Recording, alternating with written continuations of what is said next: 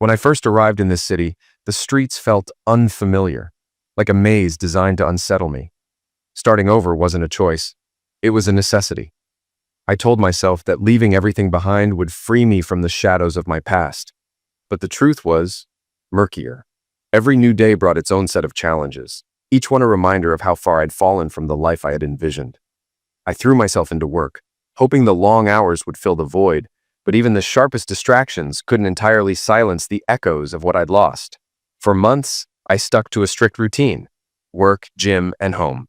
Social events were rare, mostly invitations I couldn't refuse without raising questions. When I joined my current team, it was Helen who broke through my armor first, coaxing me into joining their weekly Friday outings. "It'll be good for you," she had insisted, her tone both gentle and persistent. I doubted her words, but I went anyway. The first few times I sat on the periphery, sipping my drink and offering only polite smiles. Gradually, though, I found myself engaging, even laughing occasionally.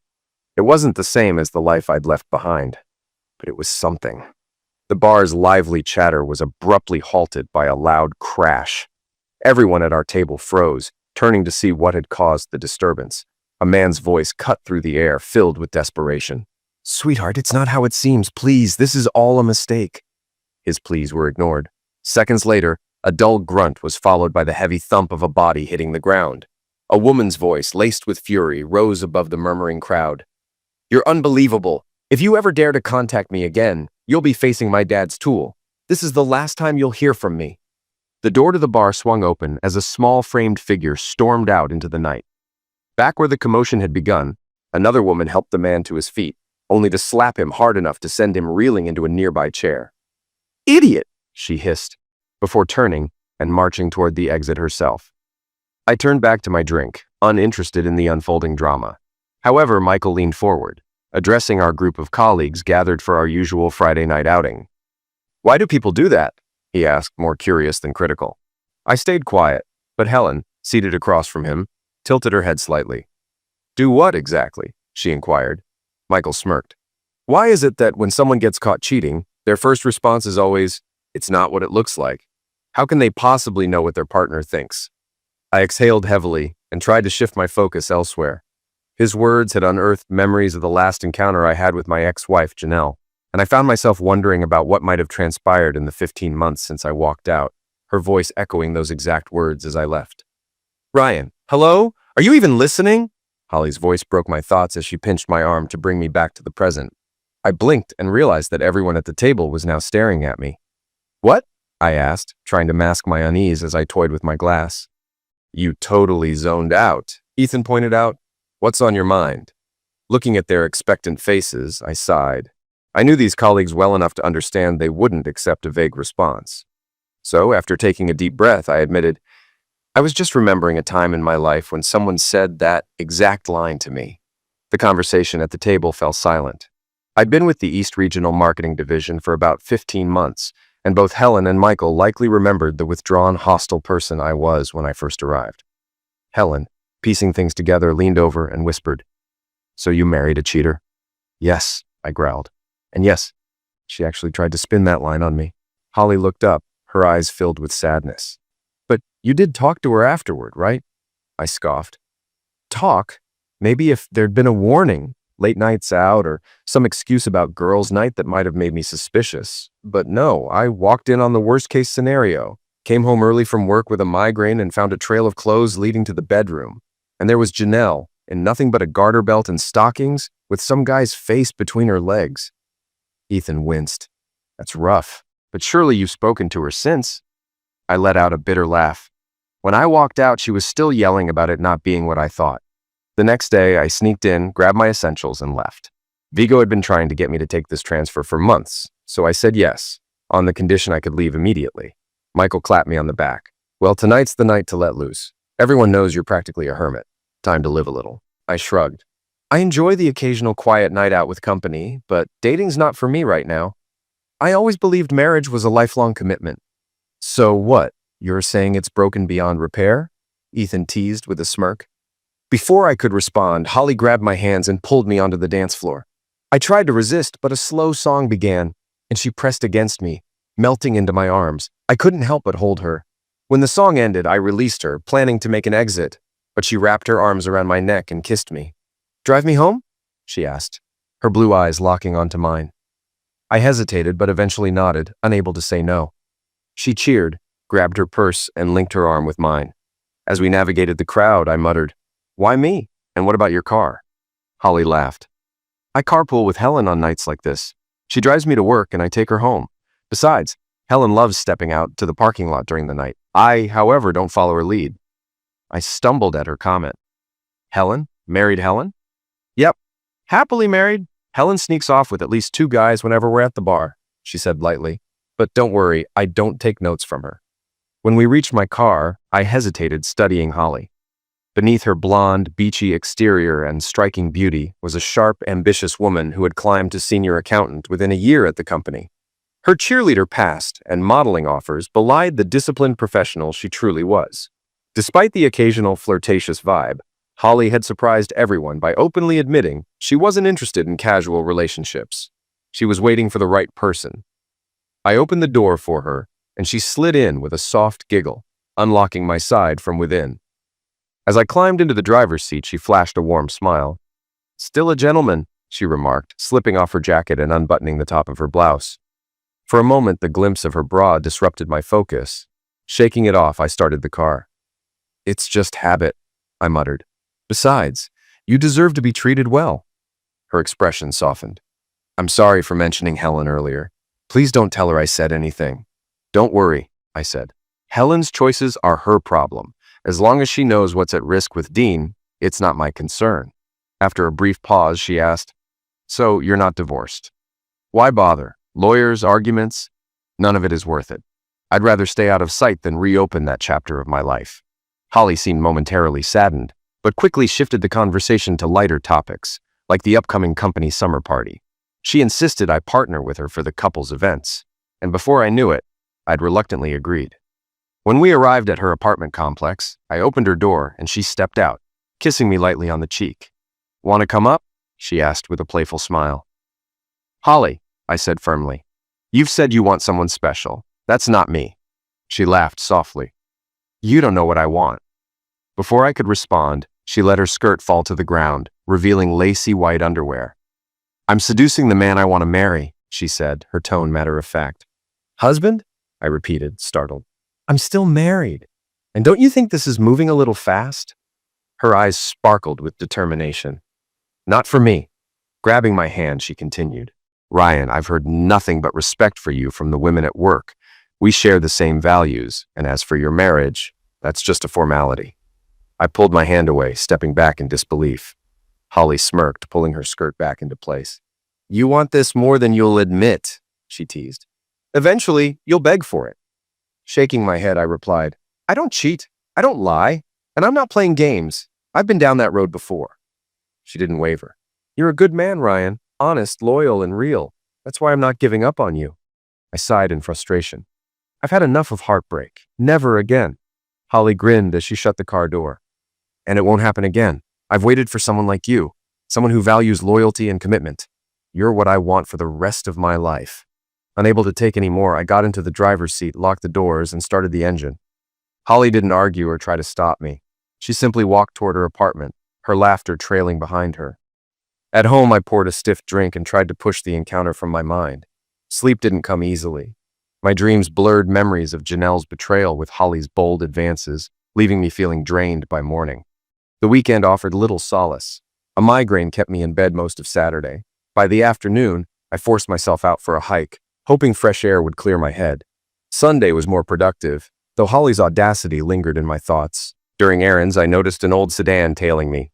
It parked at a distance in each lot, its driver, a nondescript older man, keeping me in view. By the time I reached my apartment, the car had turned off, but unease gnawed at me. Monday brought its own set of challenges. Michael and Ethan awkwardly apologized for their antics the previous Friday.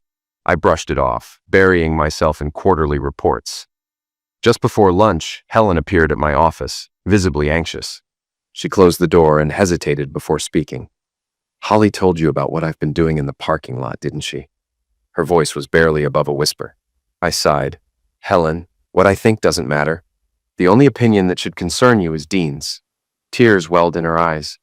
But I love Dean, she said. He's the best I've ever had. I can't stop. I held back sharp words and replied calmly, it's not about how you feel. It's about what happens when Dean finds out. That's the reality you're facing. Helen left, deep in thought, just as Holly breezed into the room. Before I could react, she plopped onto my lap and looped her arms around my neck. What are you doing? I growled. Kissing my fiancé, she teased, pecking my cheek. Now let's tackle the budget. I glared at her. Holly, I'm still married. You deserve better. She smirked. You'd file for divorce if I asked. Your words say no, but your actions, they say otherwise. Enough, I said, exasperated. Where's the subtlety, the teasing? If I wasn't pinned here, I'd already be out the door. Holly leaned closer, her tone soft but confident. You claim you don't want me, but you haven't pushed me away. Maybe deep down you're already thinking about the life we could have together. Holly flashed a mischievous grin as I nudged her off my lap, struggling to steady my thoughts. She already sensed the truth I fought to hide, how much I was drawn to her. Her attention baffled me. I couldn't fathom why someone like her would be interested in someone as broken as I felt. But the memory of Janelle's betrayal kept me grounded. I steered the conversation back to work, maintaining professionalism until Holly finally left. On her way out, she shot me a teasing smirk and adjusted her skirt just enough to reveal the tops of her stockings. The glance she tossed over her shoulder dared me to follow. I stayed rooted in place, gripping my desk until she disappeared. The afternoon dragged on as I worked on quarterly reports. A big meeting loomed, and I had to finalize updates for Lawrence Fellows, the VP of Marketing, by Thursday. Most of the work involved tweaking charts, but I delved into the raw data to preempt any questions. One product aimed at teenage boys was underperforming due to a poor marketing strategy. While fixes were underway, ensuring the presentation was airtight added pressure. At 4:30, my secretary, Sally, popped in to inform me, Detective Smith from the police department is here to see you. Confused, I nodded. Send him in. A large man in plain clothes entered, flashing his badge. Ryan Bennett, you lived in Maple Grove, California 2 years ago? Cautiously, I nodded. What's this about? He chuckled. There's a missing person report filed for you. It says you walked out of your apartment and never came back. I let out a bitter laugh. I went back the next day, grabbed my things, and left for good. He raised a brow. So, you're the Ryan Bennett in the report? I gestured around my office. I'm hardly missing. I'm right here. His gaze lingered on my desk, taking in my sparse decorations and a few photos. High school graduation, a college softball team, and a fishing trip with Ethan. None included women. Got it. I'll update the report, but someone from Maple Grove might still reach out. Shrugging, I replied. I came here to start over, and I did. After he left, I finished up and headed to the parking lot. Mostly empty, except for Holly perched on the hood of my car. She hopped down as I approached. Ready to give in yet? She teased, her grin full of mischief. Not happening, I shot back, trying to sidestep her. She blocked me, pressing me against the car door. You'll crack eventually, she murmured, leaning in. I managed to open the door, but not before noticing her unbuttoned blouse. Holly, this is a parking lot. Anyone could see you. She giggled, fastening her buttons with agonizing slowness. The right person already has. Shaking my head, I muttered, You're far too good at this to be inexperienced. Laughing, she replied, Cheerleading and slumber parties teach you plenty. I might lack practice, but I've mastered the theory. I couldn't help but chuckle, but my tone turned serious. This changes nothing. I'm still married. She looped her arms around my neck and whispered, Not for long.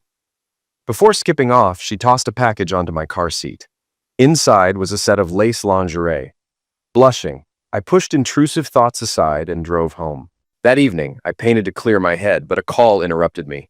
The line went dead as soon as I answered, the caller ID showing a Maple Grove area code. I dismissed it and returned to my work. The next day was a whirlwind. Lawrence called me in to discuss the product's lackluster performance, particularly sensitive since his son had been involved.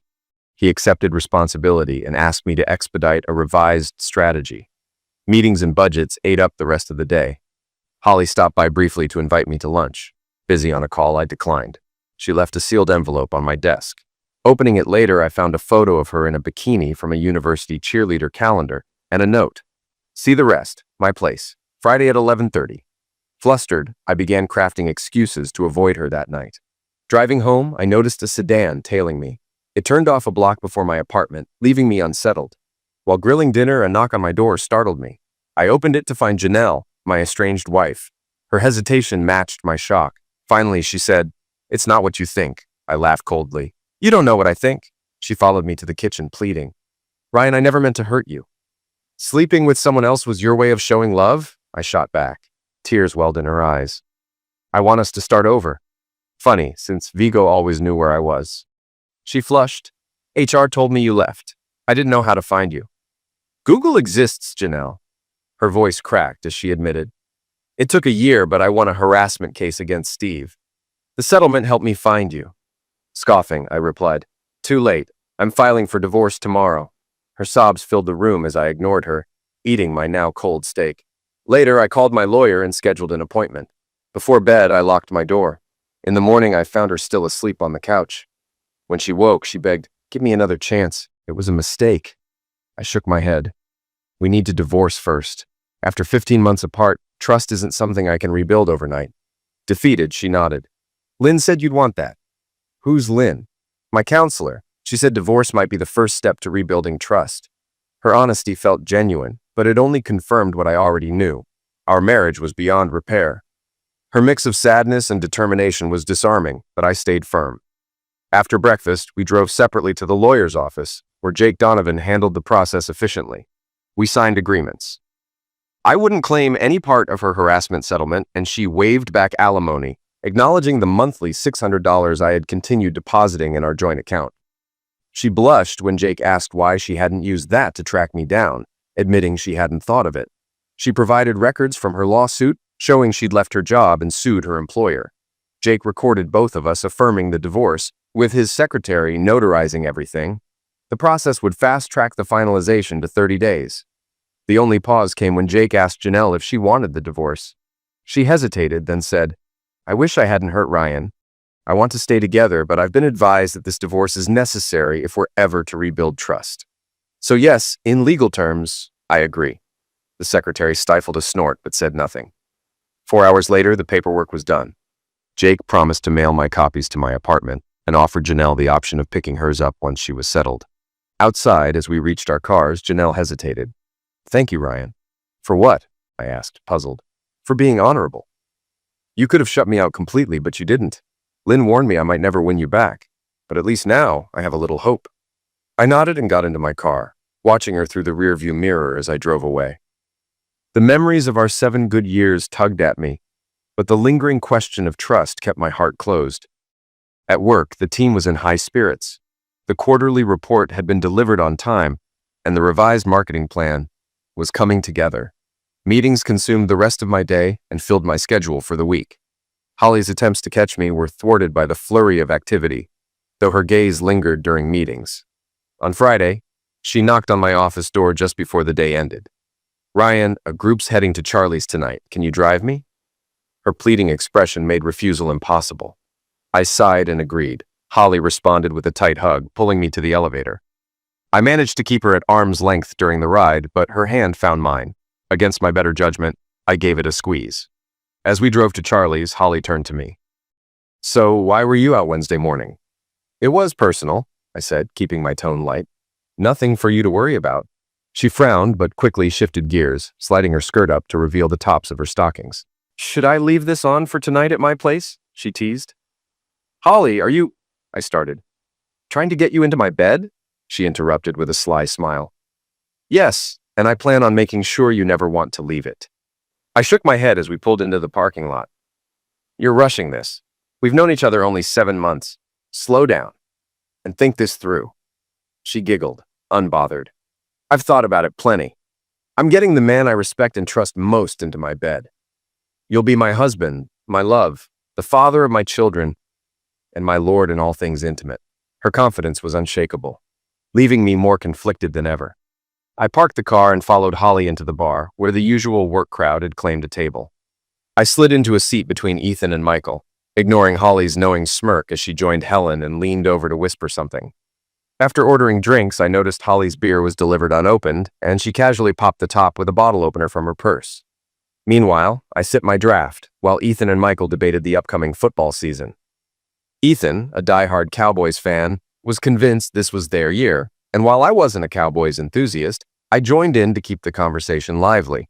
On the other side of the table, Holly, Helen, and Diane discussed fashion until the band started up.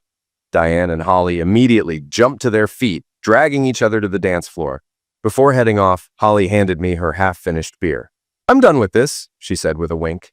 I shrugged and returned to Michael and Ethan, who had moved on to a spirited discussion about the Patriots' decline, which Michael seemed particularly eager to celebrate. As the music shifted to a slow song, Holly appeared out of nowhere and pulled me onto the dance floor. Without a word, she slipped into my arms, as if it was the most natural thing in the world. Despite my usual clumsiness, Holly anticipated my every move, making it feel effortless. When the song ended, I returned to the table, but not without noticing Michael and Ethan exchanging glances.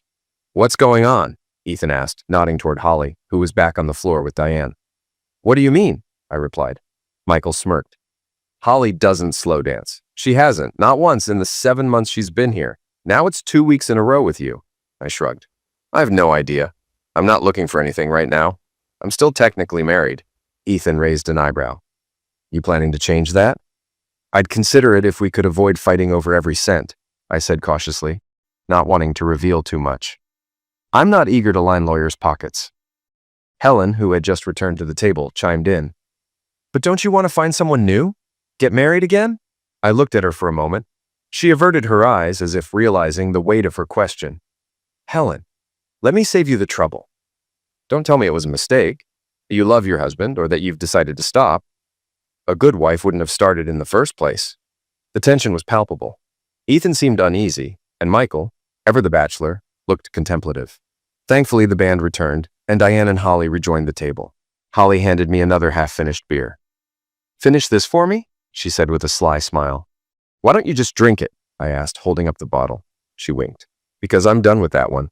The conversation shifted to the upcoming company picnic, and Holly and Diane pressed the group for stories about previous events. Ethan stayed quiet when the tales veered toward married co-workers caught sneaking around, though he cracked a smile at a particularly scandalous story involving the VP's wife. The night followed a pattern. Holly danced to every fast song but reserved slow ones for me. If I refused, she danced with Diane, but always returned to sit quietly until the music changed. By 9:30, I decided I'd had enough. "Sorry, folks," I said to the group, "but it's getting crowded. I'm heading out." I tipped the waitress generously for dealing with Ethan and Michael's growing drunkenness and turned to leave, only to find Holly standing by the door. "You're coming with me," she said as we stepped into the cool night air. Smirking, I replied, "And I'm letting you in my car." She laughed.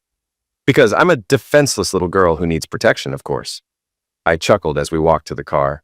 After opening the passenger door for her, she kissed me on the cheek and sighed. "I could get used to this." "Holly, I began, but she cut me off. "Let me guess. You're too old. Not handsome enough, not rich enough, still married, and probably not a good dancer." I started the car, searching for a response. Finally, I muttered, "You forgot bad dancer." Holly burst out laughing, unbuckling her seatbelt to kiss my cheek again. "Oh, so you still want to argue?" she teased.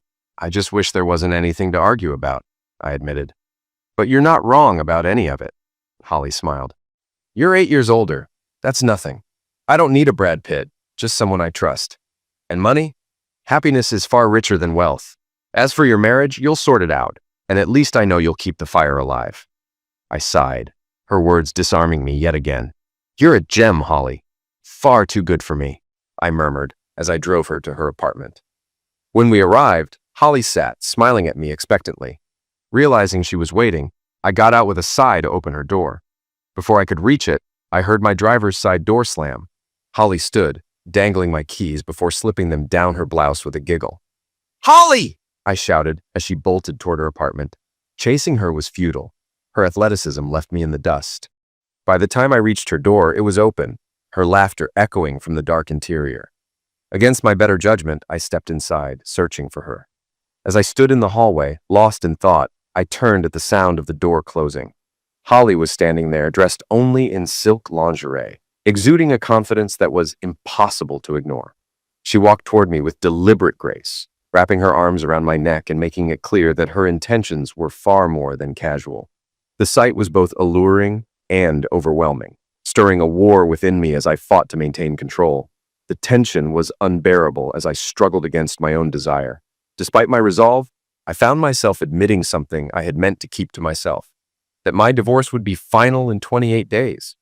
Holly's reaction was immediate, her excitement uncontainable as she clung to me, filled with hope and joy. Her questions about the timing and whether my decision had been influenced by her came rapid fire, but I explained the truth. Janelle, my estranged wife, had unexpectedly resurfaced days earlier. After consulting a lawyer, we had agreed to a divorce due to irreconcilable differences and the advice of a counselor Janelle had spoken to long ago. Holly processed my explanation quickly, her thoughts racing ahead. She openly began planning for a future that I wasn't yet ready to commit to, declaring a timeline for us to move forward. Her insistence that I was now hers left no room for subtlety, but I firmly reminded her of my stance. Regardless of the circumstances surrounding my failed marriage, I would not cross a line before the divorce was final. The refusal hit Holly hard, and tears welled in her eyes as she admitted her fears. She had tried to rush things, desperate to claim me before anyone else had the chance. Her vulnerability softened the moment, and as she sat down across from me, she began to open up about the deeper reasons behind her feelings. Holly shared her upbringing in a small Nebraska town, where her father, a mechanic, had been the heart of the family. He was a hardworking, respected man who loved his children deeply, raising Holly and her 6 siblings with care and devotion. Her mother, however, had been different, more interested in chasing big city dreams than being present for the family. Though she looked after the children, most of her energy went into maintaining her appearance and social aspirations. Holly recounted how, by the time she was 6, her mother had emotionally checked out. The family's life unraveled when Holly was on the brink of high school. Her father had returned early from a job, only to find her mother with another man, a flashy lawyer from Dallas. The fallout was devastating. Her mother initiated divorce proceedings almost immediately and left the family, choosing her new life over her children. Holly and her siblings remained with their father, who stayed steadfast and committed to them despite his heartbreak. As Holly spoke, her voice carried a mix of admiration and pain. Her father's unwavering dedication had shaped her expectations of love and loyalty, and she saw in me echoes of the man she respected most. Her feelings were rooted not just in attraction, but in a deep-seated belief that I embodied the qualities she had always valued. It was a lot to take in, her sincerity making her intentions clearer than ever. Hearing Holly's story left me conflicted. Her trust in me, shaped by her past, was humbling. Yet the weight of her expectations and the scars of my own failed marriage kept me guarded, uncertain of whether I could live up to her vision, or if I should even try. Holly's voice trembled as she recounted the tragic fate of her father. After her mother's betrayal, he devoted himself entirely to his children, ensuring each of them graduated and saving what he could for their future education. 7 years later, after her youngest brother finished high school, he ended his life in the bedroom he hadn't entered since her mother left. Holly's heartbreak was evident as she explained how this loss shaped her views on love and loyalty. She vowed never to repeat her mother's mistakes, determined to find a partner she could truly trust. Despite her deep conviction, I tried to distance myself, insisting she barely knew me. But Holly countered with what she had gleaned from the workplace gossip, stories that painted me as a loyal, one-woman man. She saw me as exactly what she needed, even as I resisted. Overwhelmed, I told her I needed time to process everything. Holly, undeterred, guided me toward her bedroom, insisting that I could at least sleep beside her and decide in the morning. Her persistence, paired with her disarming vulnerability, left me unable to argue. Reluctantly, I stripped down to my underwear and lay on her bed. She climbed in after me, settling comfortably into my arms. Despite my reservations, I found myself holding her close, her warmth and presence both comforting and unsettling. The next morning, I woke to find Holly staring at me with a quiet intensity. In that moment, something inside me shifted. Her unwavering devotion and the honesty in her eyes shattered the final barrier I had been clinging to. I whispered my surrender and asked her to marry me. Holly's reaction was immediate and emotional. Tears streamed down her face as she clung to me, overwhelmed by joy and relief. When she finally composed herself, she kissed me with a fervor that spoke of the depth of her feelings. Her simple yes was all I needed. Afterward, as I began dressing, Holly stayed in bed, already planning our future. She proposed a simple courthouse wedding followed by her moving in with me. When I asked about a larger ceremony, she dismissed the idea, preferring an intimate vow exchange between just the two of us. Any grand celebration, she said, could wait for a vow renewal on our first anniversary. Her disdain for her mother's legacy of superficiality was palpable, as was her fierce commitment to building a life with me. Holly's passion was both endearing and overwhelming. She saw our marriage as a deeply personal bond, a promise of mutual love, loyalty, and partnership. Her humorous boldness returned as she teased me about the intimacy she planned to share, leaving me both laughing and exasperated. When I jokingly pushed her boundaries, she playfully escalated the situation, reminding me just how determined she could be. Eventually, I managed to gather my things and head for the door, Holly's laughter and warmth following me. She hugged me before I left, her parting words filled with anticipation. She reminded me to start preparing for our life together, her optimism and confidence a stark contrast to the uncertainty I had felt just days before.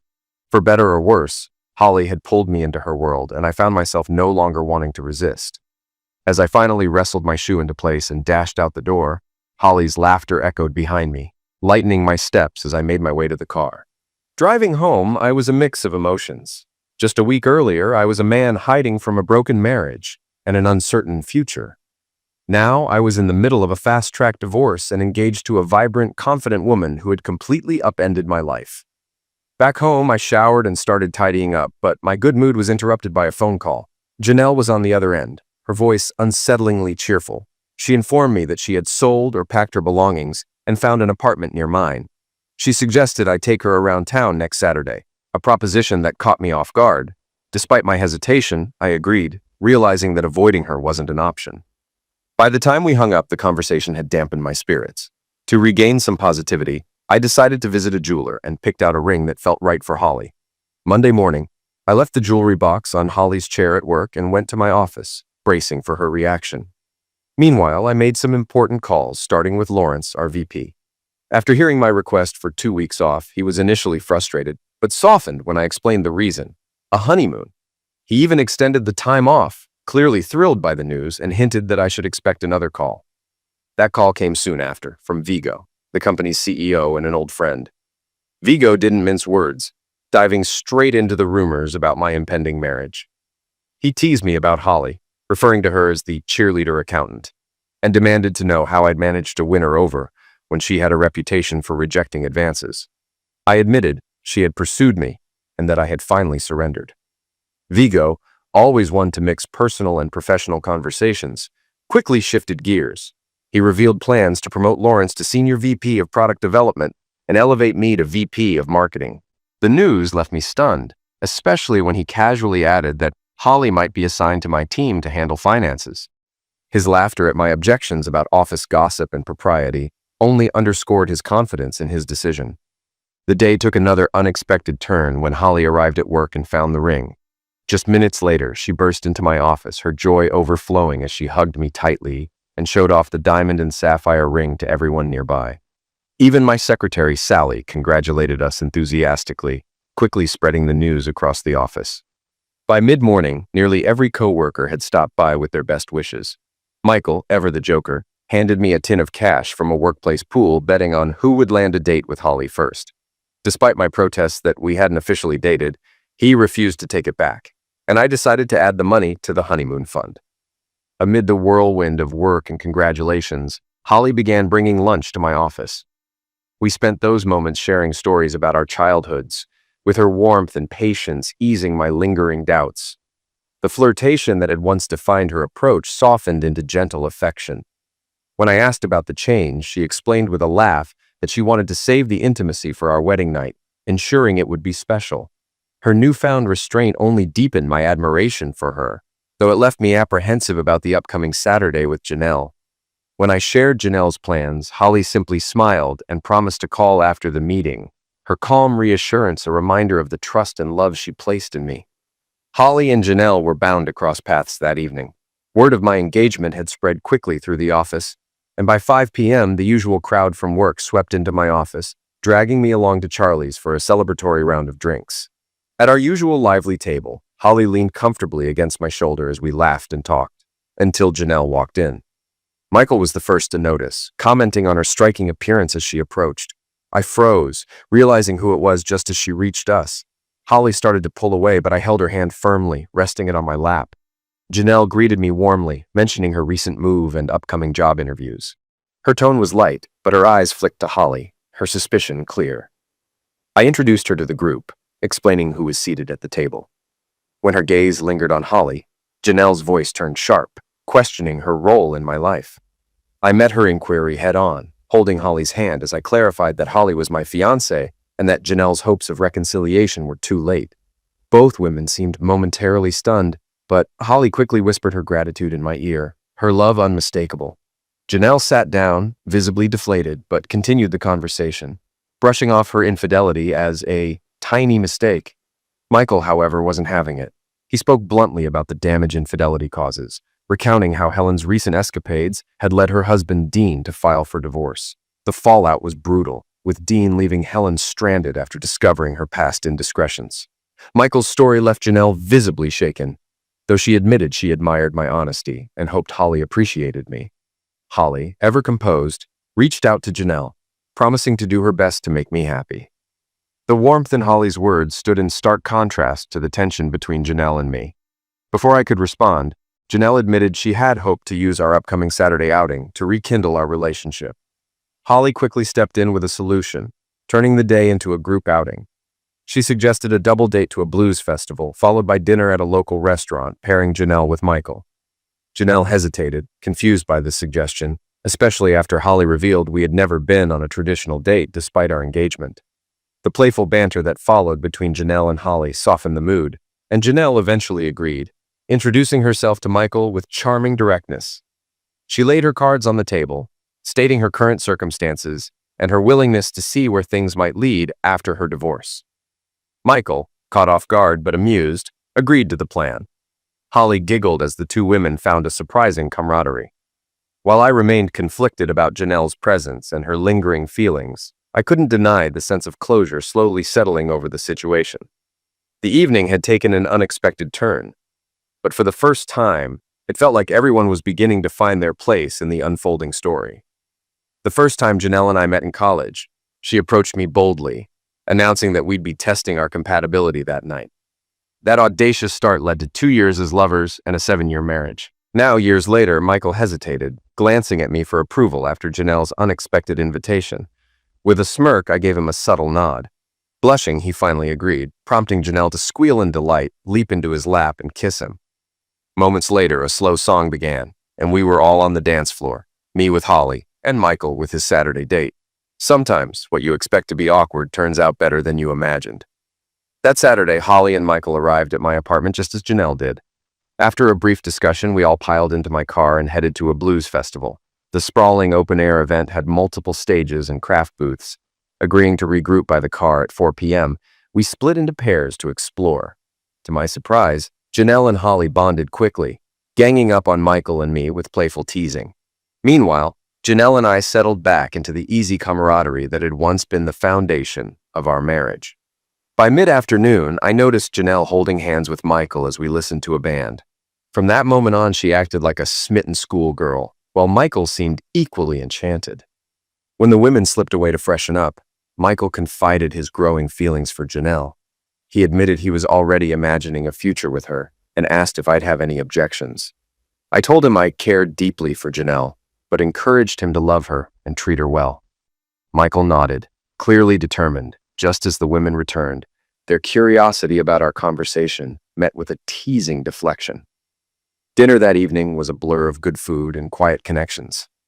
Holly and I spent most of the meal gazing into each other's eyes, while Janelle and Michael did the same. The atmosphere was so sweet that even the waiter seemed affected by the saccharine energy at the table. By the time we returned to my apartment, Michael and Janelle exchanged numbers in a passionate kiss before heading off separately. Holly joined me upstairs, ostensibly to see the apartment, though it was clear she planned to spend the night. She had brought a t-shirt to wear to bed, but made a show of slowly undressing, nearly breaking our resolve to wait for our wedding night. As I held her in my arms, I realized how much she had become the center of my world. The following Monday brought a surprise. An envelope on my desk containing plane tickets to the Bahamas and a 2-week stay at a luxury resort. The departure date was set for the evening of our wedding. Attached was a note from Vigo simply stating, "Have fun." Holly's scream of joy when I showed her the tickets reverberated through the office, and Vigo's amused response on the phone confirmed it was his gift to his favorite VP. The week turned hectic with new responsibilities and meetings. Vigo and Lawrence announced sweeping changes to the company's structure, which meant I was inundated with reviewing managers and preparing for my expanded role. Holly, too, was busy, and our moments together were limited to quick hugs and kisses during elevator rides. By Friday, we were both too exhausted to join the usual gathering at Charlie's, and instead spent the evening at my apartment. Holly's choice of attire, a thong, pushed the boundaries of restraint, but she simply laughed off my warnings about tempting fate, insisting we were already married in her heart. Saturday's company picnic was full of surprises. Holly and I were warmly welcomed as an official couple, but the bigger shock came when Janelle arrived on Michael's arm, sporting her own engagement ring. She excitedly shared how she and Michael had spent the previous weekend discovering shared passions for dance and music. Their engagement would be longer than ours, but Janelle declared that Michael wanted me as his best man, while Holly would stand as her maid of honor. The following week proved relentless. Holly's schedule was packed with audits and meetings, leaving me to juggle my own demanding workload. Despite her loving voicemails, we barely crossed paths, which only heightened my anticipation for the weekend. By Friday, Michael and Ethan dragged me out for what they dubbed my last night of freedom. They insisted I forget my responsibilities for a night and joined a group of coworkers at a steakhouse. There, they refused to let me pay or lift a finger. Michael sat on my right, Dean on my left. During a rare, quiet moment, Dean leaned in to whisper something unexpected, catching me completely off guard. The evening began with an unexpected warning from Dean, who quietly informed me that Ethan wasn't taking Holly's engagement to me well. He suspected Ethan might try to stir trouble, even cautioning me about my drinks. I brushed it off with a laugh, reminding Dean that I rarely drank more than a single beer. Still, his concern lingered. Michael soon stood to address the group, tapping his glass for attention. He launched into a humorous toast about my impending sacrifice to matrimony, urging the group to celebrate my final moments of bachelorhood. The room erupted in cheers, and I stood briefly to thank everyone for their support and friendship, asking them to celebrate my happiness rather than mourn my departure from bachelorhood. Another round of cheers followed, just as our steak dinners arrived. During the meal, I caught Ethan dropping something into my beer. Without drawing attention, I nudged the tampered glass toward Dean and kept it untouched for the rest of the dinner. Michael, ever watchful, subtly switched another beer Ethan tried to hand me with an unopened one from the floor. "Holly would never forgive me," he whispered, ensuring my safety. As the evening progressed, Ethan organized the group to relocate to a nearby Marriott, where a small banquet hall awaited. Drinks flowed freely, but the focus soon shifted to a table laden with gifts for me. Michael took the lead, swapping my drink once more before presenting the boxes. The first box I opened contained a riding crop, prompting roars of laughter as Michael quipped about showing the matriarchy who gets to do the riding. The second revealed a paddle embroidered with the boss, which Dean jokingly suggested could keep the misses in line. The third box was smaller and contained a nameplate, Ryan Bennett, VP of Marketing. The applause and cheers following this gift marked a moment of sincerity amidst the humor. The next box, a roll of duct tape, left everyone puzzled until Michael joked about its many uses. Seizing the moment, I tore off a piece and slapped it over Michael's mouth, declaring it a great conversation stopper. The room exploded with laughter as Michael peeled it off, laughing just as hard as the rest of us. Finally, I reached the last box, which Michael had warned was special. Opening it carefully, I found a delicate baby blue negligee that perfectly matched Holly's eyes. The room collectively inhaled as I held it up, stunned by its elegance and intimacy. Michael leaned in to explain it had been custom ordered in Holly's size, with Janelle's help, as a wedding night gift, a keepsake to celebrate the beginning of our life together. The gesture was unexpectedly thoughtful, and for a moment the boisterous group quieted, sensing the significance of the gift. The night, filled with camaraderie and laughter, ended on a note of genuine warmth. The blend of humor, friendship, and subtle emotional moments underscored the bond shared among the group and the life-changing milestone I was about to embrace. As I gazed at the delicate negligee, a flood of emotion overcame me. The thought of Holly wearing it and curling into my arms stirred a deep sense of gratitude. Shaking hands with Michael and Dean, I expressed my appreciation before turning to the rest of the group, the mood briefly reflective. Then Ethan shattered the quiet by flinging open the door and ushering in 3 women dressed in provocative nurse costumes. "Let's show Ryan what he'll be missing," Ethan shouted as loud techno music blared from a boombox. The women began dancing provocatively, removing clothing in a display that was less playful and more overtly sleazy. One of them approached me, her hand reaching toward my belt. I brushed her off, grabbing a picture of Holly that Michael had placed on my lap as a reminder. Dean had slipped away and Michael moved to sit beside me, his gaze narrowing on Ethan, who was watching us with barely concealed animosity. Michael leaned in and hissed, "He sedated your beer. Bet he was planning to snap pictures of you with these girls for Holly to see." Ethan's plan clicked into place as the dancer continued to press. I held up Holly's picture, telling her she was lovely, but not worth the risk of losing the woman I loved. She hesitated, her confusion growing as she noticed the chaos around the room. The other two women were engaged in explicit acts with some of the men, the scene devolving into an unseemly spectacle. The dancer's expression darkened as she noticed Ethan holding a camera. Her anger flared. "He's disgusting," she spat. Michael explained how Holly had rejected Ethan's advances, wanting a man she could trust. She looked at me, her tone softening. "You really love her?" she asked. I nodded, expressing how much Holly meant to me, even in such a short time. Michael laughed and stood, helping me up. "Time to get this groom-to-be out of here." The woman, now fully dressed in her nurse robe, offered to carry my gifts. She introduced herself as Maureen, explaining that she wasn't close to the others and had only taken the job for financial reasons. Escorting us out of the banquet hall, she expressed her disillusionment with men, but noted that Michael and I were exceptions. At the elevator, Maureen revealed a bit of her past, how abusive relationships had driven her to her current life. Still, she seemed genuinely impressed by our integrity. As we reached the room Michael had arranged for me, he hesitated, explaining that her presence might look inappropriate. Maureen chuckled. "Don't worry, I'll head home, change into something formal, and see you at the wedding. I'd like to meet the woman lucky enough to have you." Michael handed her a key card to a nearby room for the night, his awkward demeanor bringing a laugh from Maureen.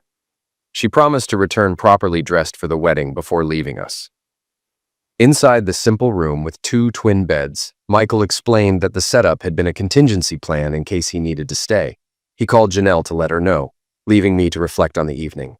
Despite Ethan's underhanded ploy, I felt a renewed sense of clarity about Holly and the life awaiting us. Tomorrow couldn't come fast enough.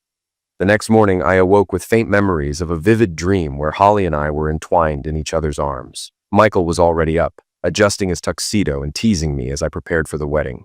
He had thoughtfully laid out my own tuxedo, and breakfast had been ordered via room service. Once we stepped out of the room, we would head straight to the ceremony. When I asked where the wedding was, Michael merely grinned without answering. As we took the elevator to the lobby, Maureen and Helen joined us. Helen explained that Janelle had asked her to make sure Maureen arrived safely. Outside, a limo waited, and Michael announced it would take us to the venue. I expected a courthouse, but was surprised when the limo exited the freeway and drove to a picturesque state park. There, we pulled up to a beautifully adorned canopy, surrounded by friends, co-workers, and a smiling Vigo. "I couldn't let you get married in a courthouse," Vigo said, hugging me as I tried to protest the extravagance. Michael hurried me to the altar, and the strains of "Here Comes the Bride" began to play. When I instinctively turned to look, Michael stopped me. "Trust me, it's worth the wait," he whispered. I stood still, listening to the music and wondering how much effort Vigo had poured into this day. Movement from the corner of my eye caught my attention, and I turned to see Holly. The sight left me breathless. She wore a sheath of white that clung perfectly to her curves while flowing gracefully with every step. Sleeveless with lace ribbons adorning her arms, the gown complemented the bouquet of red roses in her hands. Her intricately braided hair sparkled with white feathers and blue beads, while her understated makeup radiated her natural beauty. She didn't wear a veil, and her love and joy shone brilliantly in the morning light. I gasped, only snapping out of my trance when Michael nudged me repeatedly. Turning back to the minister, I barely registered the ceremony, except for 2 moments, my clear "I do" and Holly's heartfelt response, "With all my heart, I do." When the minister declared us husband and wife, Holly threw her arms around me for our first kiss as a married couple. We left to the applause of our guests and climbed into the waiting limo. Vigo, standing nearby, offered a final hug and wished us well, saying, "The limo will take you to the airport. Everything's ready for your honeymoon. Come back safe." Words failed to capture our wedding night or the 2 weeks that followed. Holly found the blue negligee from my bachelor party and wore it to bed. Though I had imagined her in it countless times, the reality surpassed every fantasy. Crawling toward me on the bed, she trembled with both excitement and nervousness. What followed was a night of passion and love that exceeded anything I'd ever dreamed. The honeymoon became a weekend-long celebration in our suite before we finally ventured out. Vigo had arranged a variety of activities, and we spent our days sailing, swimming, hiking, and exploring the island. By the end of the trip, Holly was not just my wife, but my soulmate, inseparable from my life. Returning home, we found that Michael and Janelle had packed up our apartments and moved everything into our new home. A cheerful note on the kitchen table welcomed us back, but the two had made themselves scarce to give us privacy. That first night back became our first night in the new house, where every corner felt like it belonged to us. Life soon settled into a joyful rhythm. Work was fulfilling, home life with Holly was blissful, and every day felt like a new adventure. Together, we found that the best parts of our lives had only just begun. Michael and Janelle planned their December wedding and surprised us by buying a house just a few doors away. They lived together openly and happily, quickly becoming our closest friends. It was rare for a weekend to pass without at least one shared evening, whether at the bar or enjoying dinner at one of our homes. Before their wedding, two events stood out as milestones in this transformative time. The first happened on a brisk November Saturday when Holly managed to get tickets to her alma mater's rivalry game. Excited, she dragged me along. We spent the morning strolling the campus, visiting her old apartment complex, and reminiscing about her college days before heading to the stadium. The game itself was uneventful. Her team dominated early and coasted to an easy win. At halftime, Holly insisted we head closer to the field, where she waved down a cheerleader. The young woman, Megan, ran over with a bright smile. The two greeted each other warmly, exchanging updates. Holly laughed when Megan joked that she could still fit into a cheerleading uniform. Holly's response left me stunned. She announced she wouldn't fit into one for much longer. Holding out her hand, Holly declared she was not only married, but also pregnant. I turned her to face me, and the truth shone in her glowing eyes. Overwhelmed, I kissed her deeply and asked why she hadn't told me. She confessed she'd only confirmed the news the day before and wanted it to be a surprise. Megan joined in the celebration, gushing over Holly's happiness and teasing her about her whirlwind romance and quick pregnancy, likely conceived on our wedding night. I stood speechless, basking in the joy of knowing I was going to be a father. The second event, far less joyful, unfolded weeks later during our usual Friday gathering at Charlie's. Maureen had become a regular part of our group, often teasing Michael and me about our devotion to our wives. That night, Helen seemed down, mentioning that Dean had grown distant. Fighting the flu, she decided to leave early, and Holly and Maureen offered to drive her home. Michael, Janelle, and I followed later, only to find Helen in our living room, devastated. Holly and Maureen explained what had happened. Arriving at Helen's house, they had caught Dean in the act, sleeping with one of the dancers from my bachelor party. Helen had collapsed in shock, and Holly and Maureen brought her to our home. The next day, Michael and I helped Helen pack her belongings and leave Dean for good. She stayed with us for a week before moving in with Maureen, who had become one of her closest friends. 30 years have passed since that whirlwind year. Holly and I are now retired, still living in the same home where we started our life together. Michael and Janelle remain down the street, and weekends are often filled with shared meals or adventures. Helen and Maureen, who bought a house nearby, often join us, their companionship as strong as ever. Our 3 children have grown and built successful lives of their own. Victor, named after Holly's father, works with NASA on solar research and visits monthly with his wife and 2 sons. Our twin daughters, Chloe and Lila, mirror their mother's beauty and intelligence. Both pursued engineering and are thriving in the private sector, though they jokingly insist they're waiting for men as good as their father. Holly always laughs, saying they might be searching for a while. Holly and I still share a deep and passionate bond. She teases me for how I blush at her compliments, and I remind her that she puts me on too high a pedestal. Her response is always the same, leading me to the bedroom to remind me just how much she loves me. Looking back, I know I've lived a truly blessed life. The pain Janelle once caused feels like a distant memory, though it ultimately led me to Holly. Last week, as Holly and I watched Michael and Janelle embrace on our patio during a barbecue, Janelle joked, "It's not what you think." I smiled, thinking of how those words once tore my world apart, but ultimately brought me to Holly. Gently hugging Janelle, I whispered, "You don't know what I think."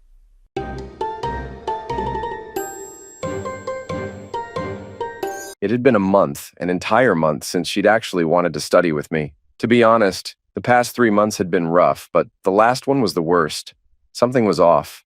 She wasn't herself. Last night we argued. I was exhausted from dealing with her attitude. Catherine had always had a short fuse, and when she was mad, she could hold on to it for days. That was just the way she was. Her name used to be Catherine O'Brien. Now she was Catherine McCarthy. Not Katie, not Kate, just Catherine. Early on, I made the mistake of calling her Cat. I never did it again. I'm Kurt McCarthy, her husband. Yeah, I'm Irish too. We met in high school, started dating at 16. Over the years, I learned that when Catherine was in one of her moods, the best thing to do was stay out of her way. That's how it had always been. For 26 years now, 22 of them as a married couple. But despite everything, I loved her. The fiery red hair, the striking green eyes, the freckles. Every bit of her. We were each other's firsts. First love, first kiss, first everything. I'm going to wait until marriage, she told me once. I respected that. This morning, like so many times before, she said, I like the way you do it. But today, something about it felt different. I got up, grabbed a towel, and said, I'm taking a shower. If I didn't go first, I'd be stuck waiting forever. As the hot water ran over me, her words echoed in my head. She had said them countless times before, so why did they suddenly feel wrong? Maybe because the last few months had been so tense. Normally, her moods lasted a week, maybe 10 days, but never an entire month. I like the way you do it. Why was that phrase bothering me now? I stepped out, wrapped a towel around myself, and walked back into the bedroom. Your turn, sleepyhead. She groaned, stretched, and shuffled to the bathroom. In our first year of marriage, we couldn't get enough of each other. Before work, after work, even sneaking in time during lunch breaks. Back then, I worked as a mechanic, and she was at Target. We were broke, but we were happy. I stuck with that job until I was 28, when a local Napa franchise owner approached me with an offer. I was making 40 grand a year turning wrenches, but he saw potential in me. He was expanding, opening a third store, and needed a manager. One night after work, he took me out for dinner. I thought he was just offering me a better job.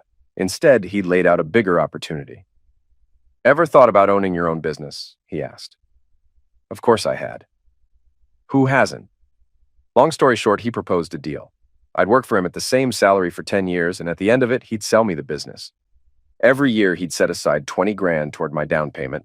He'd also train me to take over. I shook his hand right there. That was good enough for me. When I told Catherine, she lost it. She was furious that I hadn't asked her first. And even worse, I had nothing in writing.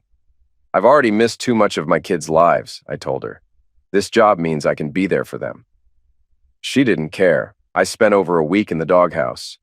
I really hoped I hadn't just made a huge mistake. 8 years in, I was ahead of schedule. But the lack of raises caused tension at home. Just trust me, I kept saying. Trust wasn't easy for Catherine.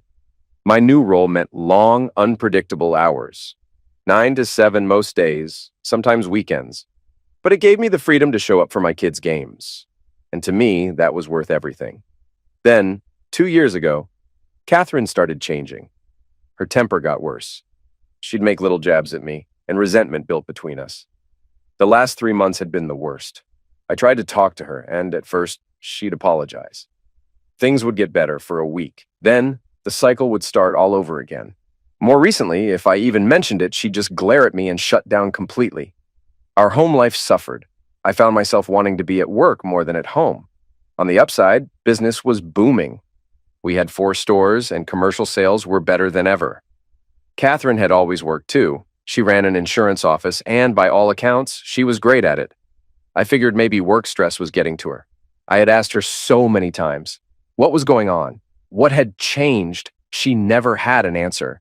And if I pressed, she'd snap at me. As I got dressed that morning, I looked out at the clear sky and the bright sunlight. It was a beautiful day. I should have felt good, but something was gnawing at me. I like the way you do it. Why did it sound so different this time? The week passed the same as before. Catherine distant, short-tempered. Then Friday came. She got home late again, and just like last week, she was more aggressive in bed than usual. I need you to focus on me, she said. I lost it. I'm not your damn servant. Deal with yourself. That night, I slept in our son Kevin's old room. When I went back to grab some clothes, she was in the shower. Her phone vibrated. I don't know what you'd call it. Luck, fate, instinct. But when we upgraded our phones with Verizon, the new ones showed text previews without needing to unlock them. A message popped up from someone labeled CB. So did he do it? I froze. Who the hell was CB? And what did that message mean? Was I the he? She hadn't gotten any calls last night. She hadn't gone out. What was I supposed to have done? Then it clicked. I like the way you do it. This time, the way she said you stood out, like she was comparing me to someone else. But she had no one to compare me to. My stomach turned. I rushed to the bathroom and vomited. Are you okay? Catherine's voice came from the doorway. I turned my head, then quickly looked away and retched again. Must have eaten something bad, I muttered. I needed time. I couldn't accuse her without proof. Think you caught a stomach bug? She asked. Probably. She reached out to check my forehead, but I stepped back. Don't touch me. You might catch it. I had to get out of there. I'm going to the store for some medicine. Before she could say anything, I was already out the door. Driving aimlessly, my mind raced. She had cheated. For how long? My high school sweetheart, my wife, my love, no longer just mine, or maybe not mine at all. I needed proof. I didn't have her phone password. No access to her computer. We had always respected each other's privacy, but now I had to find out. I grabbed Pepto-Bismol, Dayquil, and NyQuil from the store to keep up the lie. Back home, I took some Pepto and fake-sipped NyQuil. Then I shut myself in Kevin's room. Catherine knocked softly on the door. Feeling any better? She asked. I barely managed a response, my voice weak and unsteady. She stepped closer, pressing the back of her hand to my forehead. You're not hot, she noted. Oh, but I was burning inside. How could she do this? I'll make you some soup, she offered. No, I murmured. I'll just throw it up. I didn't trust her. I just need sleep, I added, turning away. Okay, she said after a pause. I'll check on you later. She left. But I wasn't going to sleep. My life unraveled in flashes. Meeting Catherine, marrying her, raising our kids, vacations, Kevin's graduation, and soon, Caitlin's. I replayed everything, searching for the moment things changed. Nothing. 2 years of tension, distance, unanswered questions. I needed answers. Lying on the floor, staring at the ceiling, I formed a plan. I needed proof. And once I had it, I'd have to face the truth. Our marriage was already over. I'm Irish. We have tempers. We hold grudges. Forgiveness, not our strong suit. History speaks for itself. If she really cheated, I'd never forgive her. And if she was trying to make me clean up after her affair, that was something else entirely. That was humiliation. That was war. Fate handed me my first break. I got up to use the bathroom, and there it was, her phone, sitting on the nightstand. She was in the kitchen. A message from CB. I made a reservation for Wednesday afternoon. A reservation? Hotels need reservations. Some restaurants do too. But in the middle of the day? That didn't feel right. It didn't matter. I had a flexible schedule. I could take Wednesday off and follow her. The next few days passed in a blur. Avoiding her was easier than expected. I kept up the act, faking sickness over the weekend. Work kept me occupied on Monday and Tuesday. But sleeping next to her, that was hell. No warmth, no connection, just this crushing realization. One day, I had loved her. Now, I could barely stand the sight of her. Wednesday arrived. I left work during lunch, parked near her office, and waited. My stomach twisted with nerves. I barely touched the burger I picked up on the way. An hour passed, then another. Doubt crept in. Was I overreacting? Maybe it was nothing. Maybe I was making a fool of myself. Then, at 2:30, her boss left the building. Alone. Another wave of doubt. Was I losing my mind? 15 minutes later, Catherine walked out. That was it. I followed her across town, keeping my distance. She didn't notice. She pulled into a motel parking lot, right next to her boss's car. Not a hotel, not a business meeting, a motel. I parked down the street, my hands tightening on the wheel. She sat in her car for a moment, adjusting something in the mirror. Then finally, she got out. Even from a distance, I could see it. She looked different, confident, composed, like a woman on a mission. She walked toward one of the rooms. Before she even reached the door, it swung open. Carl stood there, waiting. I snapped a picture just before the door shut behind them. It was real. She had betrayed me, and she was going to pay. I gripped the wheel, my jaw clenched, and drove home. Caitlin was still at softball practice, which gave me time to act. We lived on the outskirts of town where I had built my garage. my escape, my sanctuary. Upstairs, I had my man cave, complete with a bed for nights when I was in the doghouse. Tonight, it would be my home. I packed my clothes, moved them upstairs. She wouldn't notice right away, not until it was too late. At 5:30, she walked through the door. I sat on the couch, watching TV, deliberately ignoring her. She lingered a moment before asking, "Is Caitlin home?" "No," I replied. "Probably with friends." She hesitated, then spoke in that soft, suggestive tone. "So," she purred, "we have the evening to ourselves. What do you want to do?" I shrugged. "Grill some steaks." A smirk curled at her lips. "I was thinking of something much more delicious." "If you want takeout, just tell me where and when," I said dryly. She leaned in closer, her voice dropping to a whisper. "I'll tell you where and when." She stepped back, eyes locked on mine. "In our bedroom. In a minute." I followed her upstairs, keeping up the act. When she emerged from the bathroom, her eyes were closed, her body poised, waiting. That's when I saw her for what she really was. A woman clinging to her youth, desperate, empty. I opened the nightstand drawer. The soft sound of it made her eyes flutter open. "What are you doing?" I held up a rubber. She gave a teasing smile. "Aren't you going to take care of me?" I rolled it between my fingers. "I don't feel like it." Her smile vanished.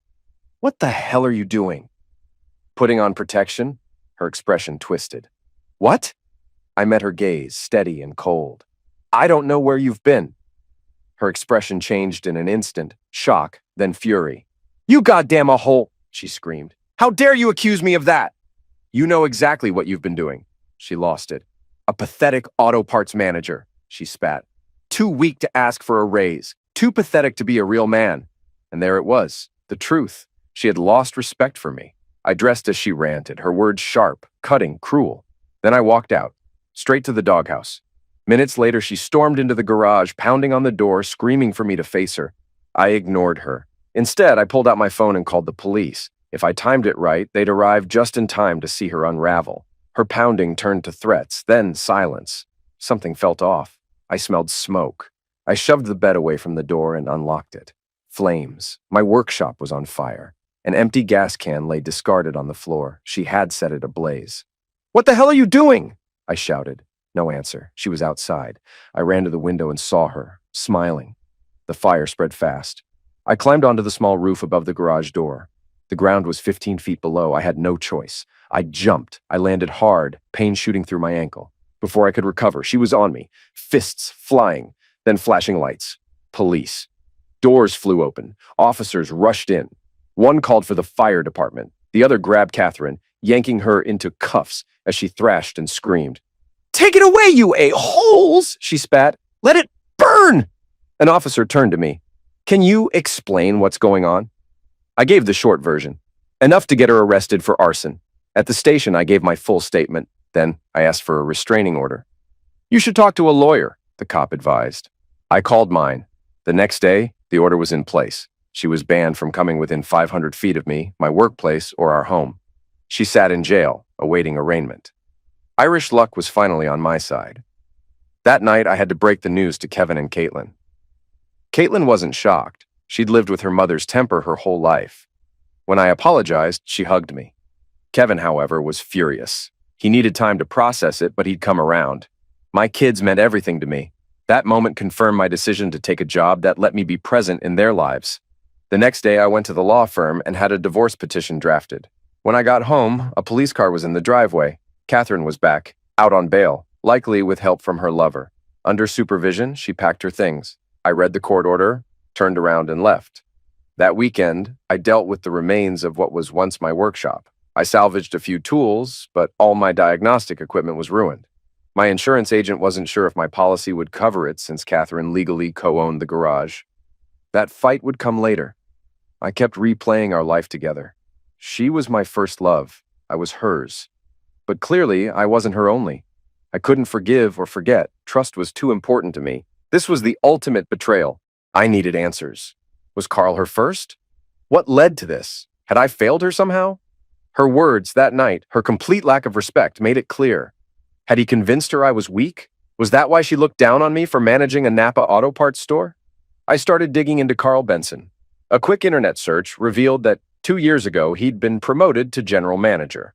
That's when the company owner stepped back. That's also when Catherine changed. No coincidence. Carl was single, divorced, with 3 kids. They lived an hour away. This needed more research. But first, I had another idea. I would call Catherine's boss. I knew him from company events, and he serviced his cars at my shop. I was sure I could get his number from my old boss. Sunday night, Catherine finally called. Her voice was softer than usual. "Oh, Kurt, I'm so sorry," she said. "I lost my temper and I set your garage on fire." I exhaled, exhausted. "So what?" She hesitated. "So, can I come home?" "No, Catherine. There's a restraining order." "Yeah, I know. They told me when I got out on bail." I stiffened. "Who bailed you out?" "My parents," she admitted. "They're not happy about it." "Well, neither am I," said flatly. She pressed on. "Can we talk? Maybe work things out?" "There's nothing to work out." "Kurt, you know I love you," she pleaded. "It's just my temper." I let out a cold laugh. "No, Catherine, I don't know that. If you loved me, you wouldn't be sleeping with your boss." "That's not true," she snapped. I didn't flinch. "What's not true? That I don't know if you love me or that you're sleeping with Carl Benson?" Silence. Then, barely audible, she muttered, "Both." I shook my head. "Catherine, I saw you at the motel. Don't lie to me," she gasped. "Why?" I asked, needing to hear it from her. "It was a mistake," she whispered. "A one-time thing." "Nonsense, Catherine," I said, voice hard. "I'm done with your lies." I hung up and shut off my phone. Half an hour later, a knock at my door. When I opened it, her father stood there, confusion written all over his face. "What did she tell you?" I asked. "That you had a fight and kicked her out," he said. I sighed, half-truths, her usual style. "And jail?" I pressed. He hesitated. "She said she burned your car manuals, and it got out of hand." I shook my head. "You should ask her for the real story," I said. "Or you could just tell me," he countered. I hesitated. "You won't want to hear it, Mr. O'Brien?" "Why so formal, son? Your family." "Not for much longer," I said quietly. His face darkened. "It's that bad?" I nodded. He understood. "And for how long?" he asked. I exhaled. "I don't know, but 2 years ago things changed. 3 months ago it got worse. The last month was unbearable." Pain flickered in his eyes. No father wants to face that truth about his daughter. He gave a solemn nod, then left. Hours later, I got a text. "I'm sorry." So she confessed. I could only imagine the chaos in their house. Raised voices, disbelief, maybe even tears. Knowing him, he probably dragged her straight to a confessional. The next morning, I called Catherine's boss. "Kurt, how are you? What's this about?" he asked. I took a steadying breath. "I'm sorry, sir, but this won't be a pleasant conversation." "Oh," he said, waiting.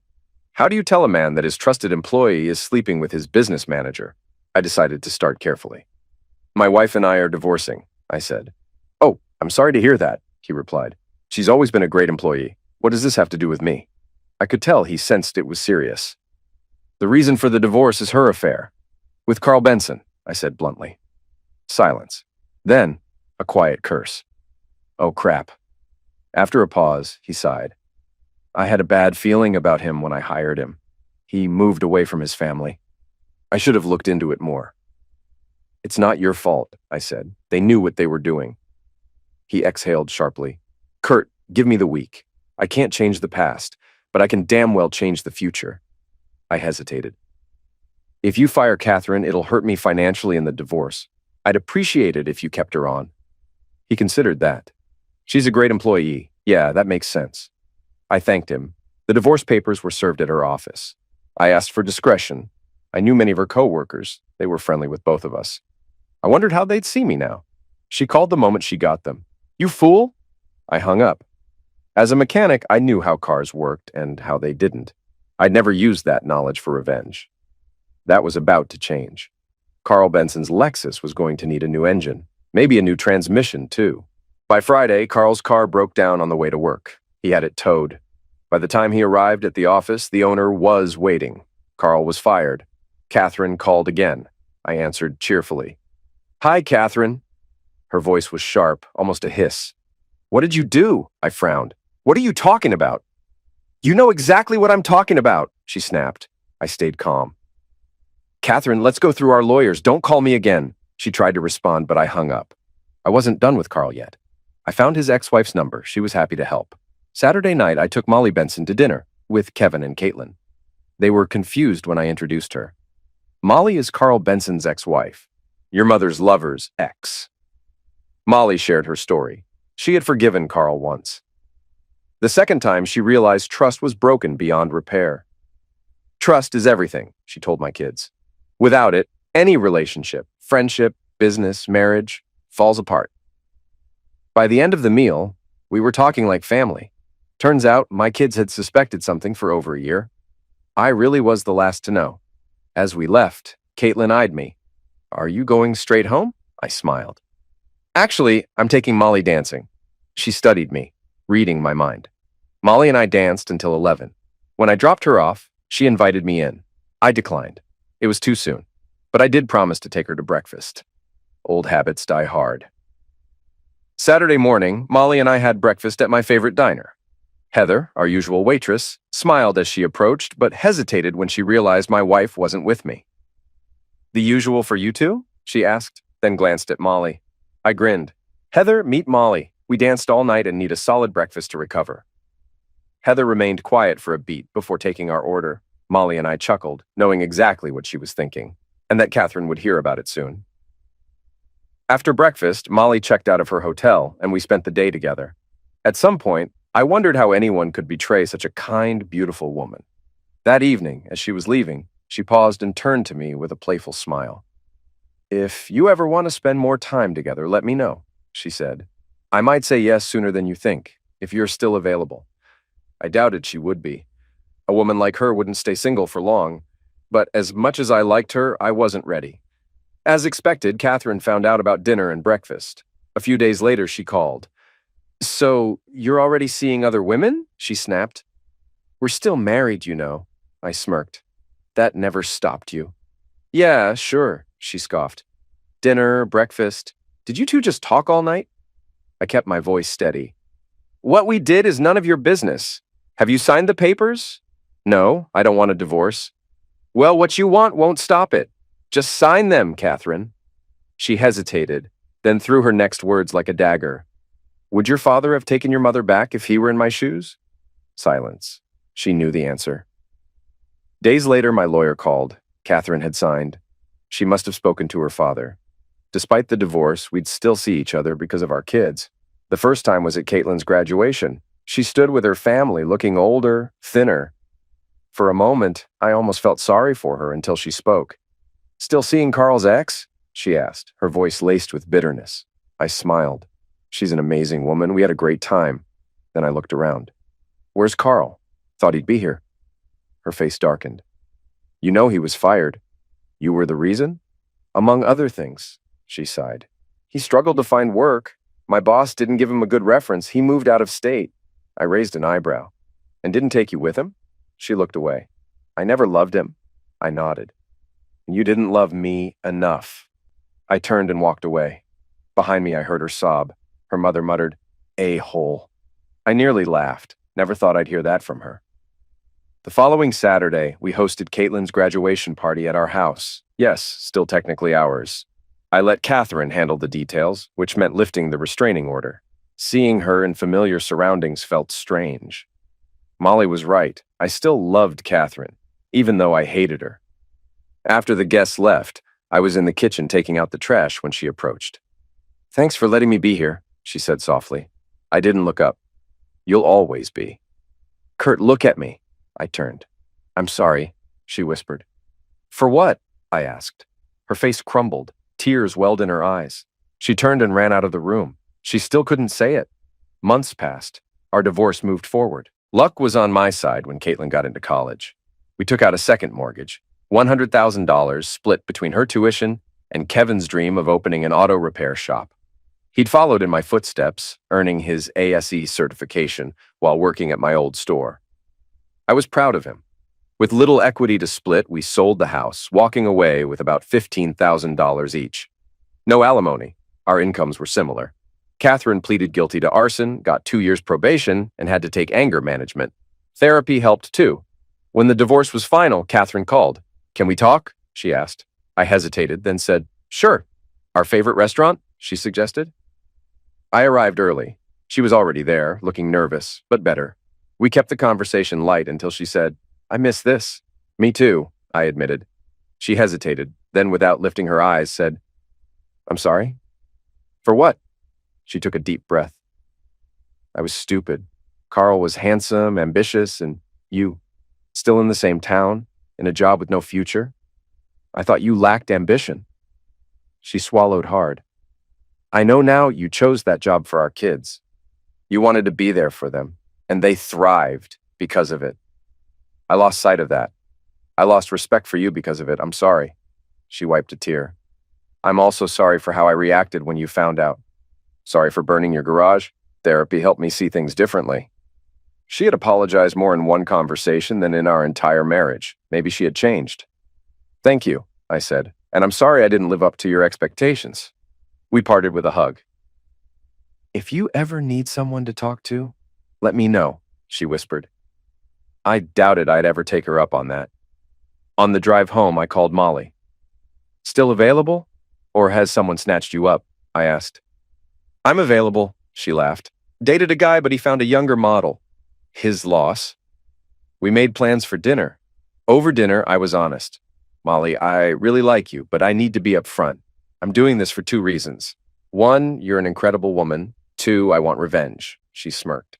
"Kurt, I want you too, and yeah, a little revenge sounds nice." That night, we gave each other exactly what we needed. Lying beside her afterward, I reflected on everything. Catherine's temper had always been there. Over the years, it had gotten worse, sometimes verbal, sometimes physical. I had never fought back. Instead, I walked away. Maybe that made her respect me less. Maybe she saw me as weak. But when she set fire to my garage while I was inside, I knew I could never trust her again. I was a free man now. But could I ever trust another woman? Could I let someone in? Molly was my way of reclaiming something. She was wonderful, but I knew we wouldn't be a real couple. Too much bitterness connected us.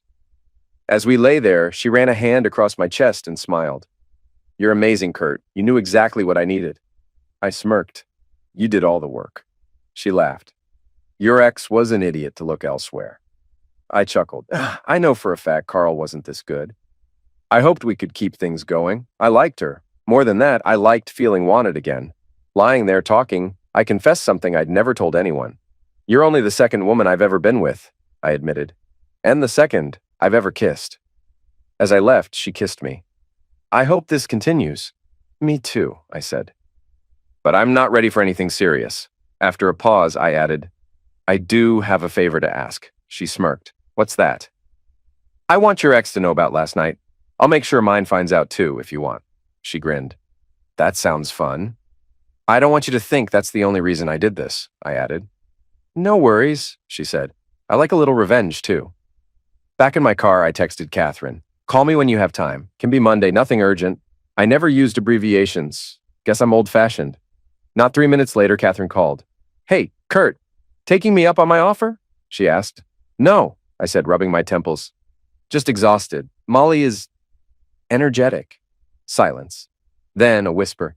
8, 9, 10, and then her temper snapped. "Did you really call just to rub it in, you a-hole?" At least she counted to 10 this time. "Wait, I didn't call," I clarified. "I texted. I said it wasn't urgent." She sighed. "Sorry." Apparently, anger management had only half worked. I actually wanted to talk about Caitlin," I said. "Any vacations I should know about?" I needed an excuse to slip Molly's name into the conversation. "Oh," Catherine said, her tone shifting. "I'll check with her and call back." "Sure, just let me know." I hoped my casual attitude stung a little. I wanted her to feel like losing her meant nothing. Truth was, it hurt. Guys struggle with divorce. Maybe it's primal, losing your woman. Or maybe just the sting of competition. We hate losing. But I refused to suffer for long. A week later, it happened. Exactly as I expected. Carl pounded on my door. I called emergency, gave them my address, and hung up. Then I opened the door. He stormed in, fury in his eyes. "Carl Benson, get out of my apartment!" I shouted. Carl sneered. "I don't care. I'm going to punch you in the face." "Get the hell out!" I snapped. "You were a piece of crap when you entertained my wife, and you're still a piece of crap." "Stay away from my wife," he barked. I laughed coldly. You mean your ex? The one who dumped you for cheating? Guess you never learned. His jaw tightened. Stay away from Molly, he muttered. I smirked. Why? She's a great piece of it. That did it. His face went red and he swung. I blocked the first punch but let the second one land. Needed some visible damage. A mechanic has an edge over a desk jockey. By the time the cops arrived, I was bruised, but he was wrecked. They cuffed him and threw him in the patrol car. I cleaned up and called Molly. I know, she said before I could explain. Can you believe he asked me to bail him out? She paused. Are you okay? A little knock-up. He's worse. I'll be right over, she said. I'll play nurse. An hour later, she was nursing me back to health. As she left, she smirked. I love the way you do it. Your tongue and fingers are magical. I laughed but hesitated.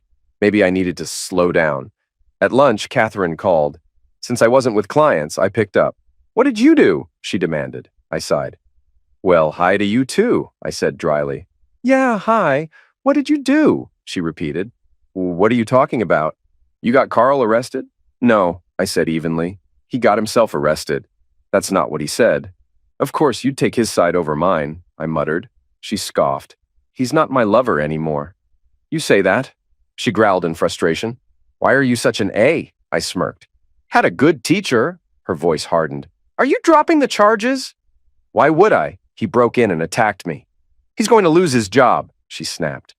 And I'm asking you to, I scoffed. You're not my wife anymore, Catherine. I don't owe you favors.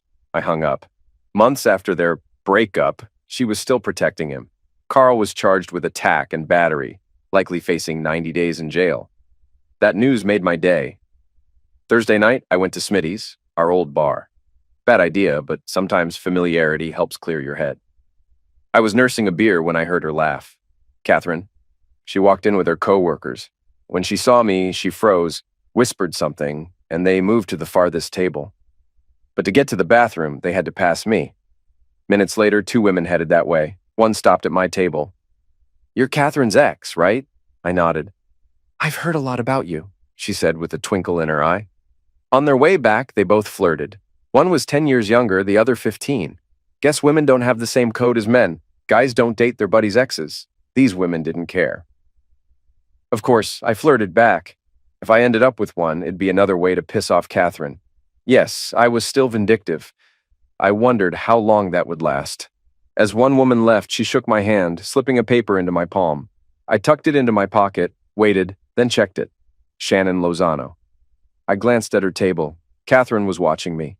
There was sadness in her eyes, then fury. I thought about our marriage. I had loved her, still did, but she had always been like a volcano ready to erupt. I had stayed because love blinds you. Would I be better off without her? I didn't know. Ignorance is bliss. I finished my beer, left at 10, waved at the waitress, and walked out. I didn't dare look at my ex. Didn't want her to see the tears forming in my eyes. I pulled Shannon's card from my pocket and dialed. She answered on the 3rd ring. Hello? Hey, Shannon, it's Kurt. We met Thursday night. A smile crept into her voice. I remember. The handsome guy drinking alone. I felt my face warm. Yeah, that was me. Want to talk about what's on your mind? She asked, straight to the point. Her directness caught me off guard. Yeah, I think I do, I admitted. How about tonight? I hesitated only a second. Sure, Smitty's 7:30. I'll be there, she said. I hung up, suddenly nervous. A woman 10 years younger, what did she see in me? Would I even know how to act? I hadn't been on a real date in 25 years. What did women want now? There was only one way to find out. Tonight would be the test. I dressed sharp. Business casual was a bit much for Smitty's, but I wanted her to know I made an effort. She was easy to talk to, easy to look at. We clicked. Then I asked the question nagging at me. You work with my ex. You must have heard the worst about me. Why are you here? She smirked. Before Catherine started hanging with Carl, she used to say some interesting things about you. I leaned in. Wait, Carl was around a year before I filed? She nodded. Back then it was just lunch. But I'd guess she started the affair about 3 months before you served her. That lined up with what I had suspected. Shannon leaned closer. And at bachelorette parties, she always bragged about your performance. She licked her lips. I blushed. She made you sound impressive, she teased. I think you'll be quite the adventure. She looked at me like a lioness eyeing prey. What had I just walked into? As we finished our meal, the waitress handed me the check with a playful smile. You might want to keep this, she said, winking. Could be a winner. I raised an eyebrow but tucked it into my pocket. As we walked out, Shannon took my hand. Now for dessert, she whispered. I was caught off guard again. Dating felt foreign after all this time. My place or yours? She asked, smirking. I'll let you choose, I said, wanting her to feel at ease. Let's go to your place. You can tell a lot about someone by how they live. She climbed into my truck, and I glanced at her. Your car gonna be safe overnight? She grinned. Oh, I took an Uber just in case. Wow, she planned ahead. I felt out of touch with modern dating. The moment we stepped inside, we headed straight for the bedroom, and, well, we got busy. We didn't wake up until 10 a.m. After grabbing lunch, I dropped her off at home. She made me promise to call for a repeat performance. I assured her I would. She was causing dependency. Later at a store, I pulled out my wallet and noticed the check from Smitty's. Flipping it over, I saw a name and phone number scrawled on the back. Helen, the waitress. This new reality was going to take some getting used to. Curious, I went back to Smitty's after work. Sure enough, Helen was there, closer to my age, easy to talk to. After some flirting, I asked her out. She worked weekends, so we planned a Wednesday night date. As I walked to my truck, my phone rang. An unknown number. Hello? Hey, Kurt. It's Bethany. We met last Thursday at Smitty's. Shannon and I stopped by your table. Oh, yeah, I remember, I said. She hesitated for a beat, then continued. Shannon told me she had a great time with you Saturday. I was wondering, want to go out sometime? I chuckled. Aren't I a little old for you? Not at all, she said easily. Older guys are more mature, easier to be around. I smiled. Well, sure. How about Saturday? Sounds great, she said. We made plans, and let's just say she was surprisingly flexible. Some of the positions we tried, I never would have imagined. Wednesday with Helen was fantastic. Sunday, Molly invited me over for dinner. A home-cooked meal? I couldn't say no. We worked off the calories afterward. Single life was starting to feel pretty damn good. Then, Monday night, the call I'd been expecting, Catherine.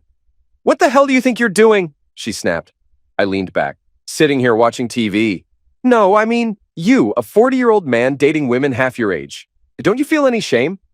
I kept my voice casual. You mean Shannon and Bethany? Yes, she barked. They asked me out. What was I supposed to do? Sit at home alone? She huffed. Stop dating the people I work with. Why? Because I said so, she shot back. I smirked. That doesn't work anymore. We're not married. I'll date whoever I want. Her voice sharpened. You're only doing this to make my life miserable. I chuckled. No, I'm not. But if it is, well, that's just a bonus. She fumed. How does this affect me? I chuckled. Because they're whispering behind your back, aren't they? Saying, I can't believe she let him go. Silence. Yeah, I continued. They're calling you an idiot. I could have said if the shoe fits, but I took pity. I'll ask them to keep our extracurricular activities private. Will that help? No, Catherine snapped. Just stop seeing them. Not unless they decide to stop, I said evenly. I enjoy their company. They make me feel young, and honestly, they do wonders for my ego. You're an a-hole, she spat before hanging up. I grinned, replaying my very eventful week. Thursday night, my phone rang again. Catherine, I sighed. Now what? Yes, how can I help you, Catherine? I answered. Oh, and now the waitress from Smitty's too? She demanded. I smirked. Well, she's age-appropriate. Thought you didn't want me dating younger women. I don't want you dating at all, she snapped. Every time I go to work, I get questions about why I let you go. I laughed. Just tell them someone else better fit your life aspirations. She paused. Then, in a soft voice, muttered, I'll just tell them I was stupid. Then she hung up. I sat there thinking. We had great times, but she had started pulling away long before I realized. And now looking back, I wondered, had it started when Carl was hired? At least she finally admitted she made a mistake. But did that make me feel better? Part of me was satisfied she regretted it. Another part of me wished we could go back. But that wasn't possible. The past couldn't be changed. And this part of my past? I'd never forget. Feeling restless, I grabbed my keys and headed to the store for beer. As I walked out, my phone rang. Shannon. What's up? She asked. Just picked up a case of beer, heading home to drink my sorrows away. Want company? She teased. I might be just what the doctor ordered. I smirked. Come on over. A few beers in, she had me thoroughly distracted. Around 2 a.m., she stretched. I have work in the morning. I should get going. As she grabbed her purse, I said, by the way, I appreciate you and Bethany mentioning something to Catherine, but if you could keep tonight to yourself, I'd appreciate it. She smirked. Of course, but honestly, it's still hard to believe she let you go. I exhaled. Thanks for that. She kissed me lightly. Any time. Then with a mischievous grin, she added, and I do mean any time. Over the next year, my circle of friends with benefits grew. Shannon, Bethany, Molly, Helen. Word spread, and more women wanted to see what the fuss was about. I didn't turn them down. Each woman was an adventure, each with her own preferences, her own triggers. I learned to please them all. Catherine, on the other hand, started calling me a hooker. At first, I didn't care. I liked women. I liked making them happy. The irony, every single one of them, at some point, whispered the phrase that started it all. I like the way you do it. Eventually, Catherine caught up to me at Smitty's. You know we were good together, she said, twirling her drink. Why not? For old time's sake. I shook my head.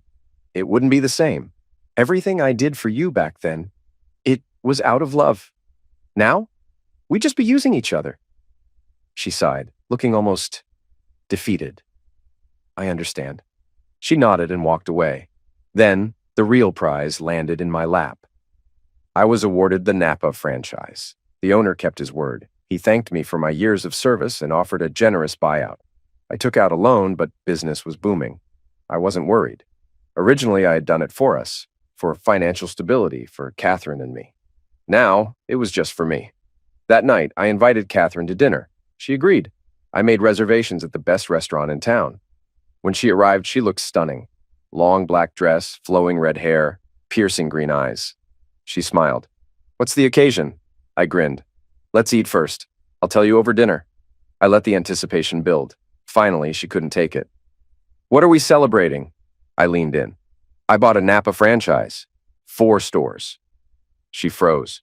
Shock, confusion. I waited for it to sink in, and then I watched the regret wash over her face.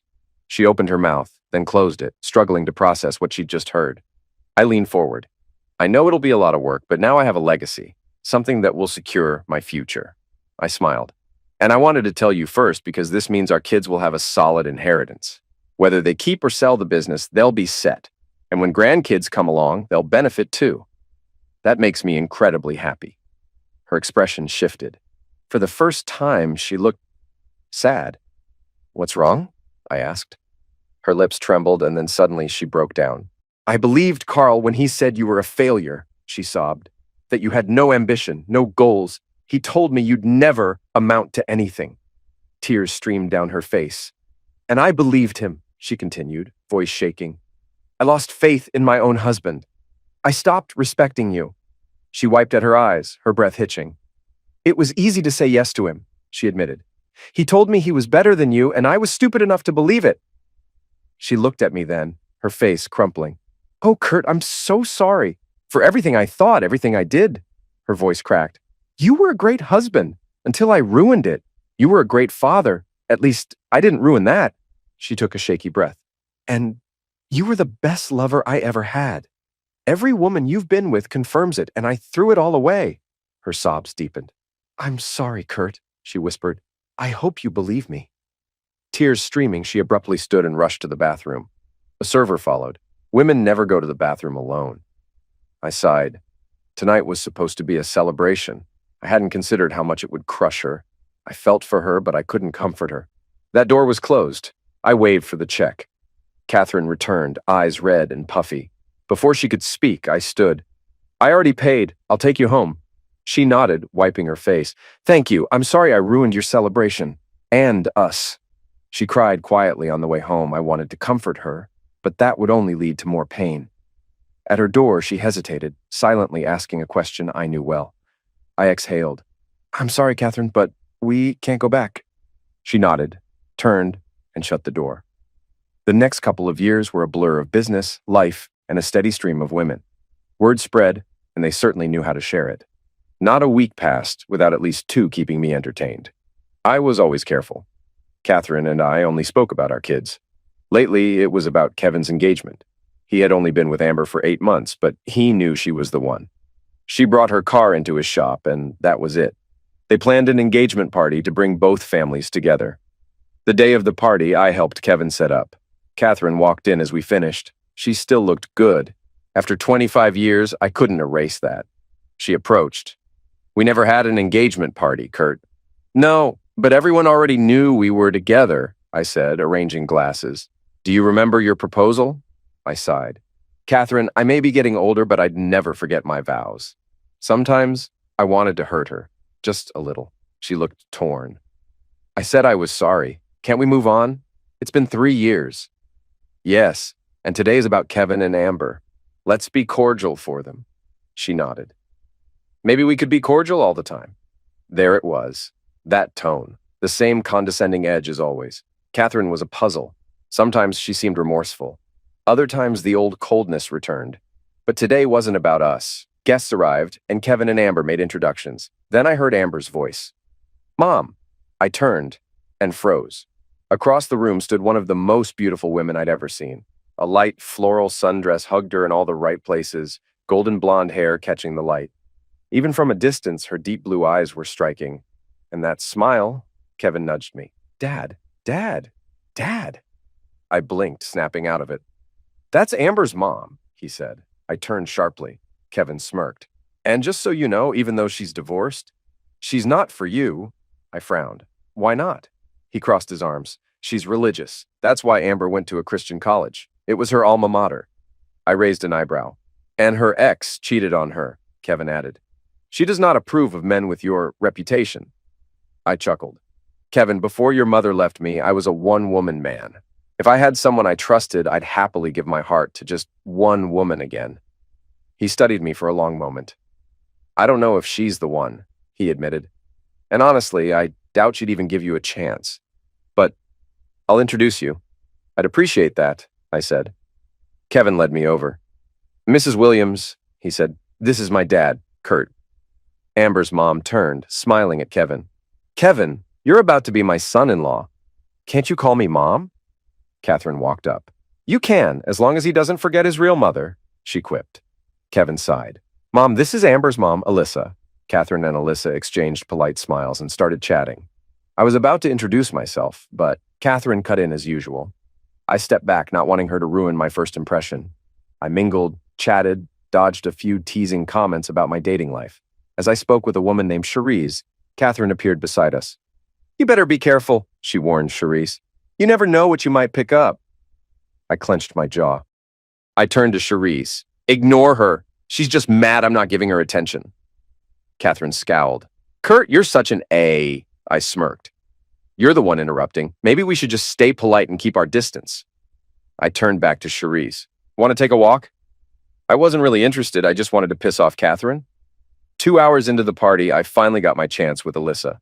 "So, you're the infamous Kurt," she said, her tone cool. I chuckled. "I don't know what you've heard, but yes, I'm Kevin's father." She folded her arms.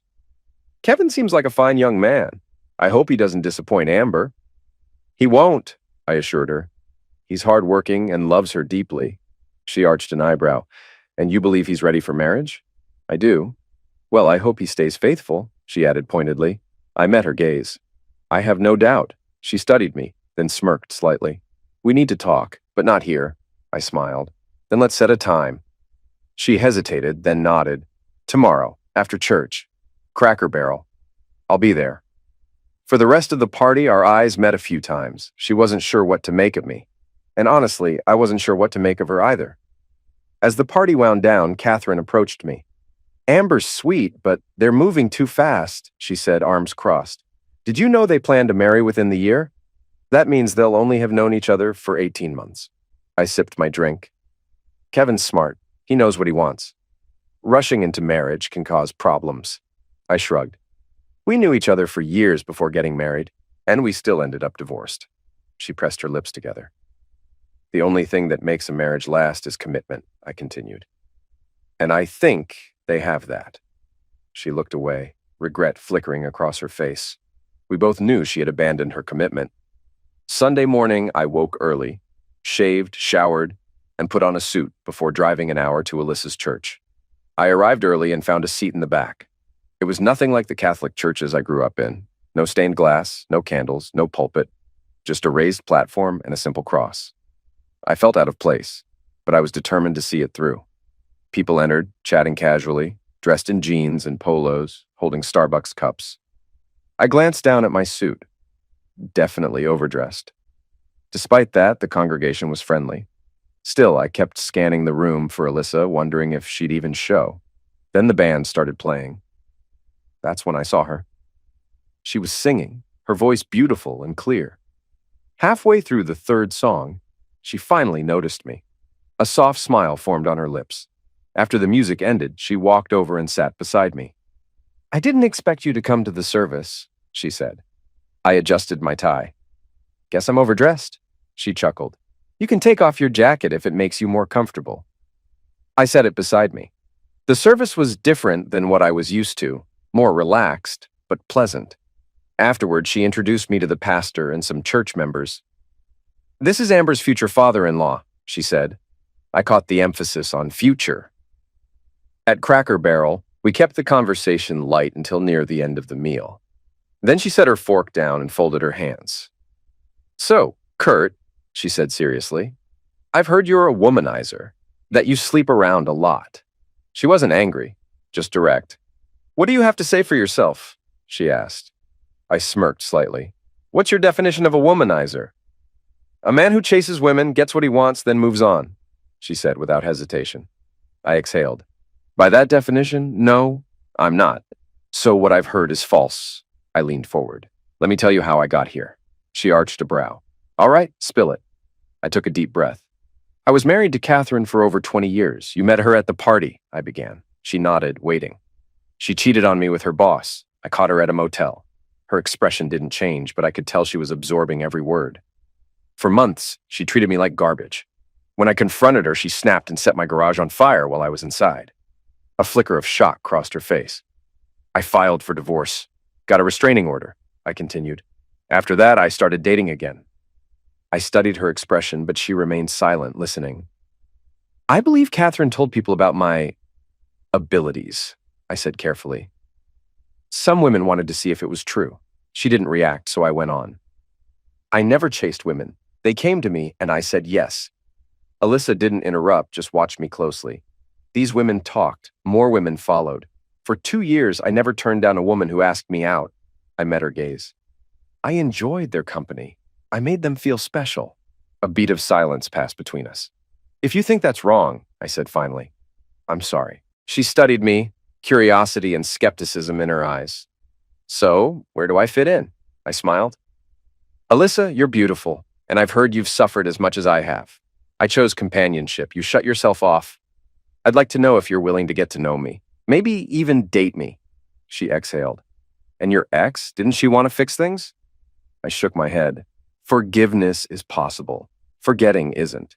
You can't erase betrayal. Once trust is gone, you're always questioning, always doubting. That's no way to live. Alyssa nodded. "My ex wanted me to pretend nothing happened, to keep being his wife. But I couldn't. My self-esteem took a huge hit. I swore no man would hurt me like that again." "In that we're the same," I said. "I spent time with women, but I never let them in. Not really." She looked me over, then repeated, "So where do I fit in?" "Well, we both have trust issues," I admitted. "I want to get to know you. See if there's something real here." Her eyes narrowed slightly. "And what about all the other women?"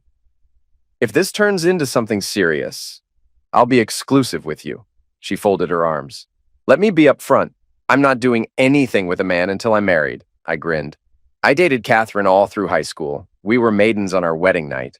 Sure, we fooled around, but she wanted to wait, and I respected that." She raised an eyebrow. "So, my boundaries don't scare you?" "Not at all. I'll wait for you." She took a deep breath.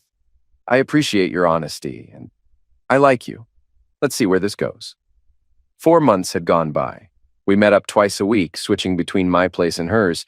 During that time, I kept dating other women, but something was different. They didn't hold the same appeal anymore.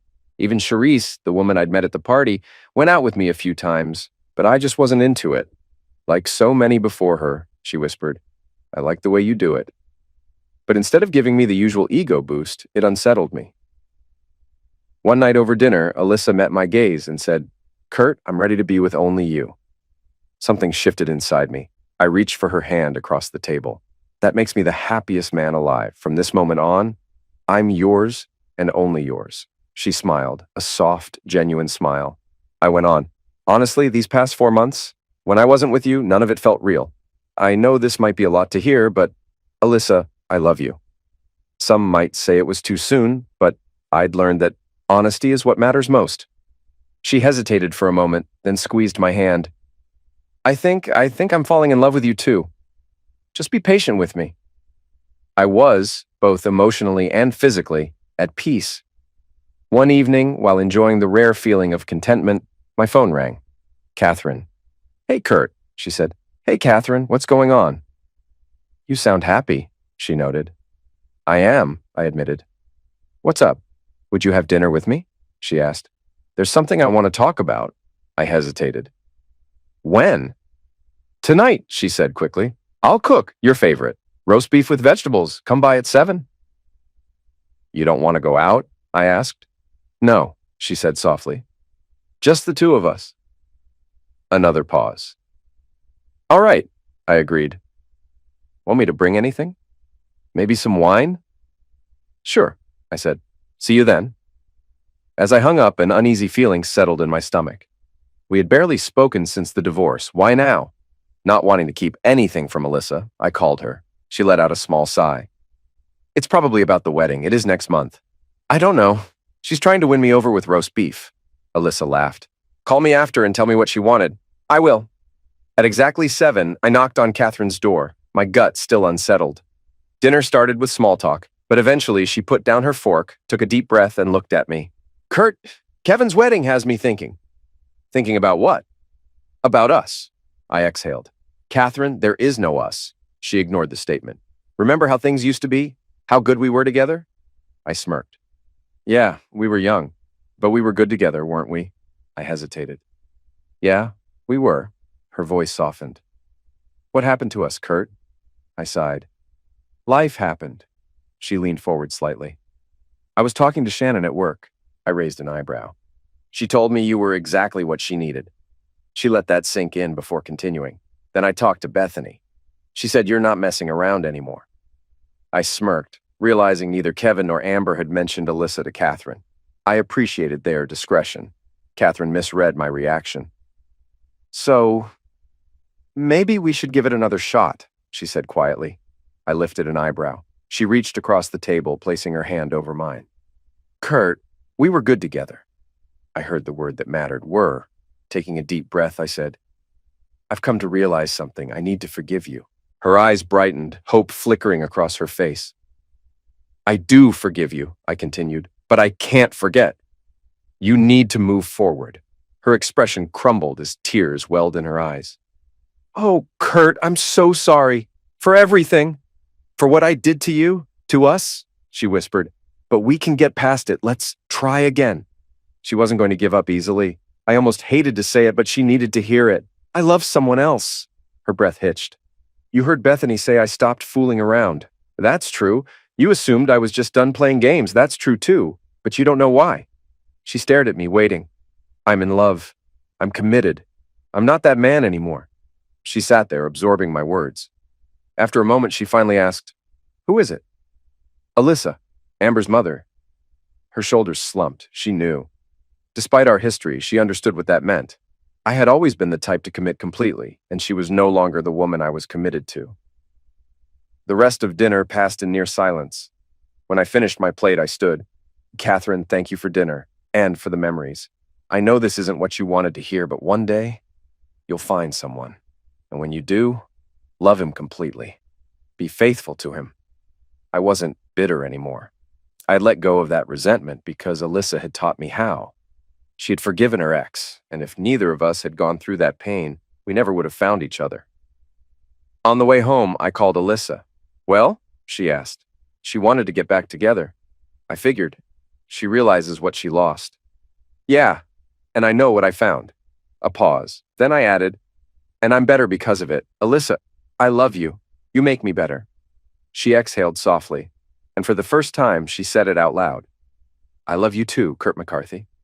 I had already known. She had shown me in 1,000 ways, but hearing the words, That meant everything.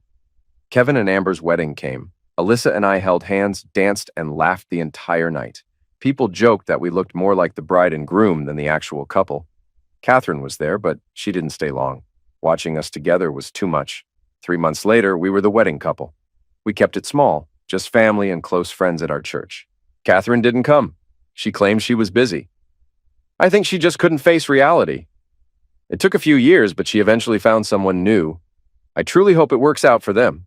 Oh, and one last thing. On our wedding night, Alyssa whispered the words that had once haunted me. I love the way you do it. But this time, the emphasis was different. She emphasized love.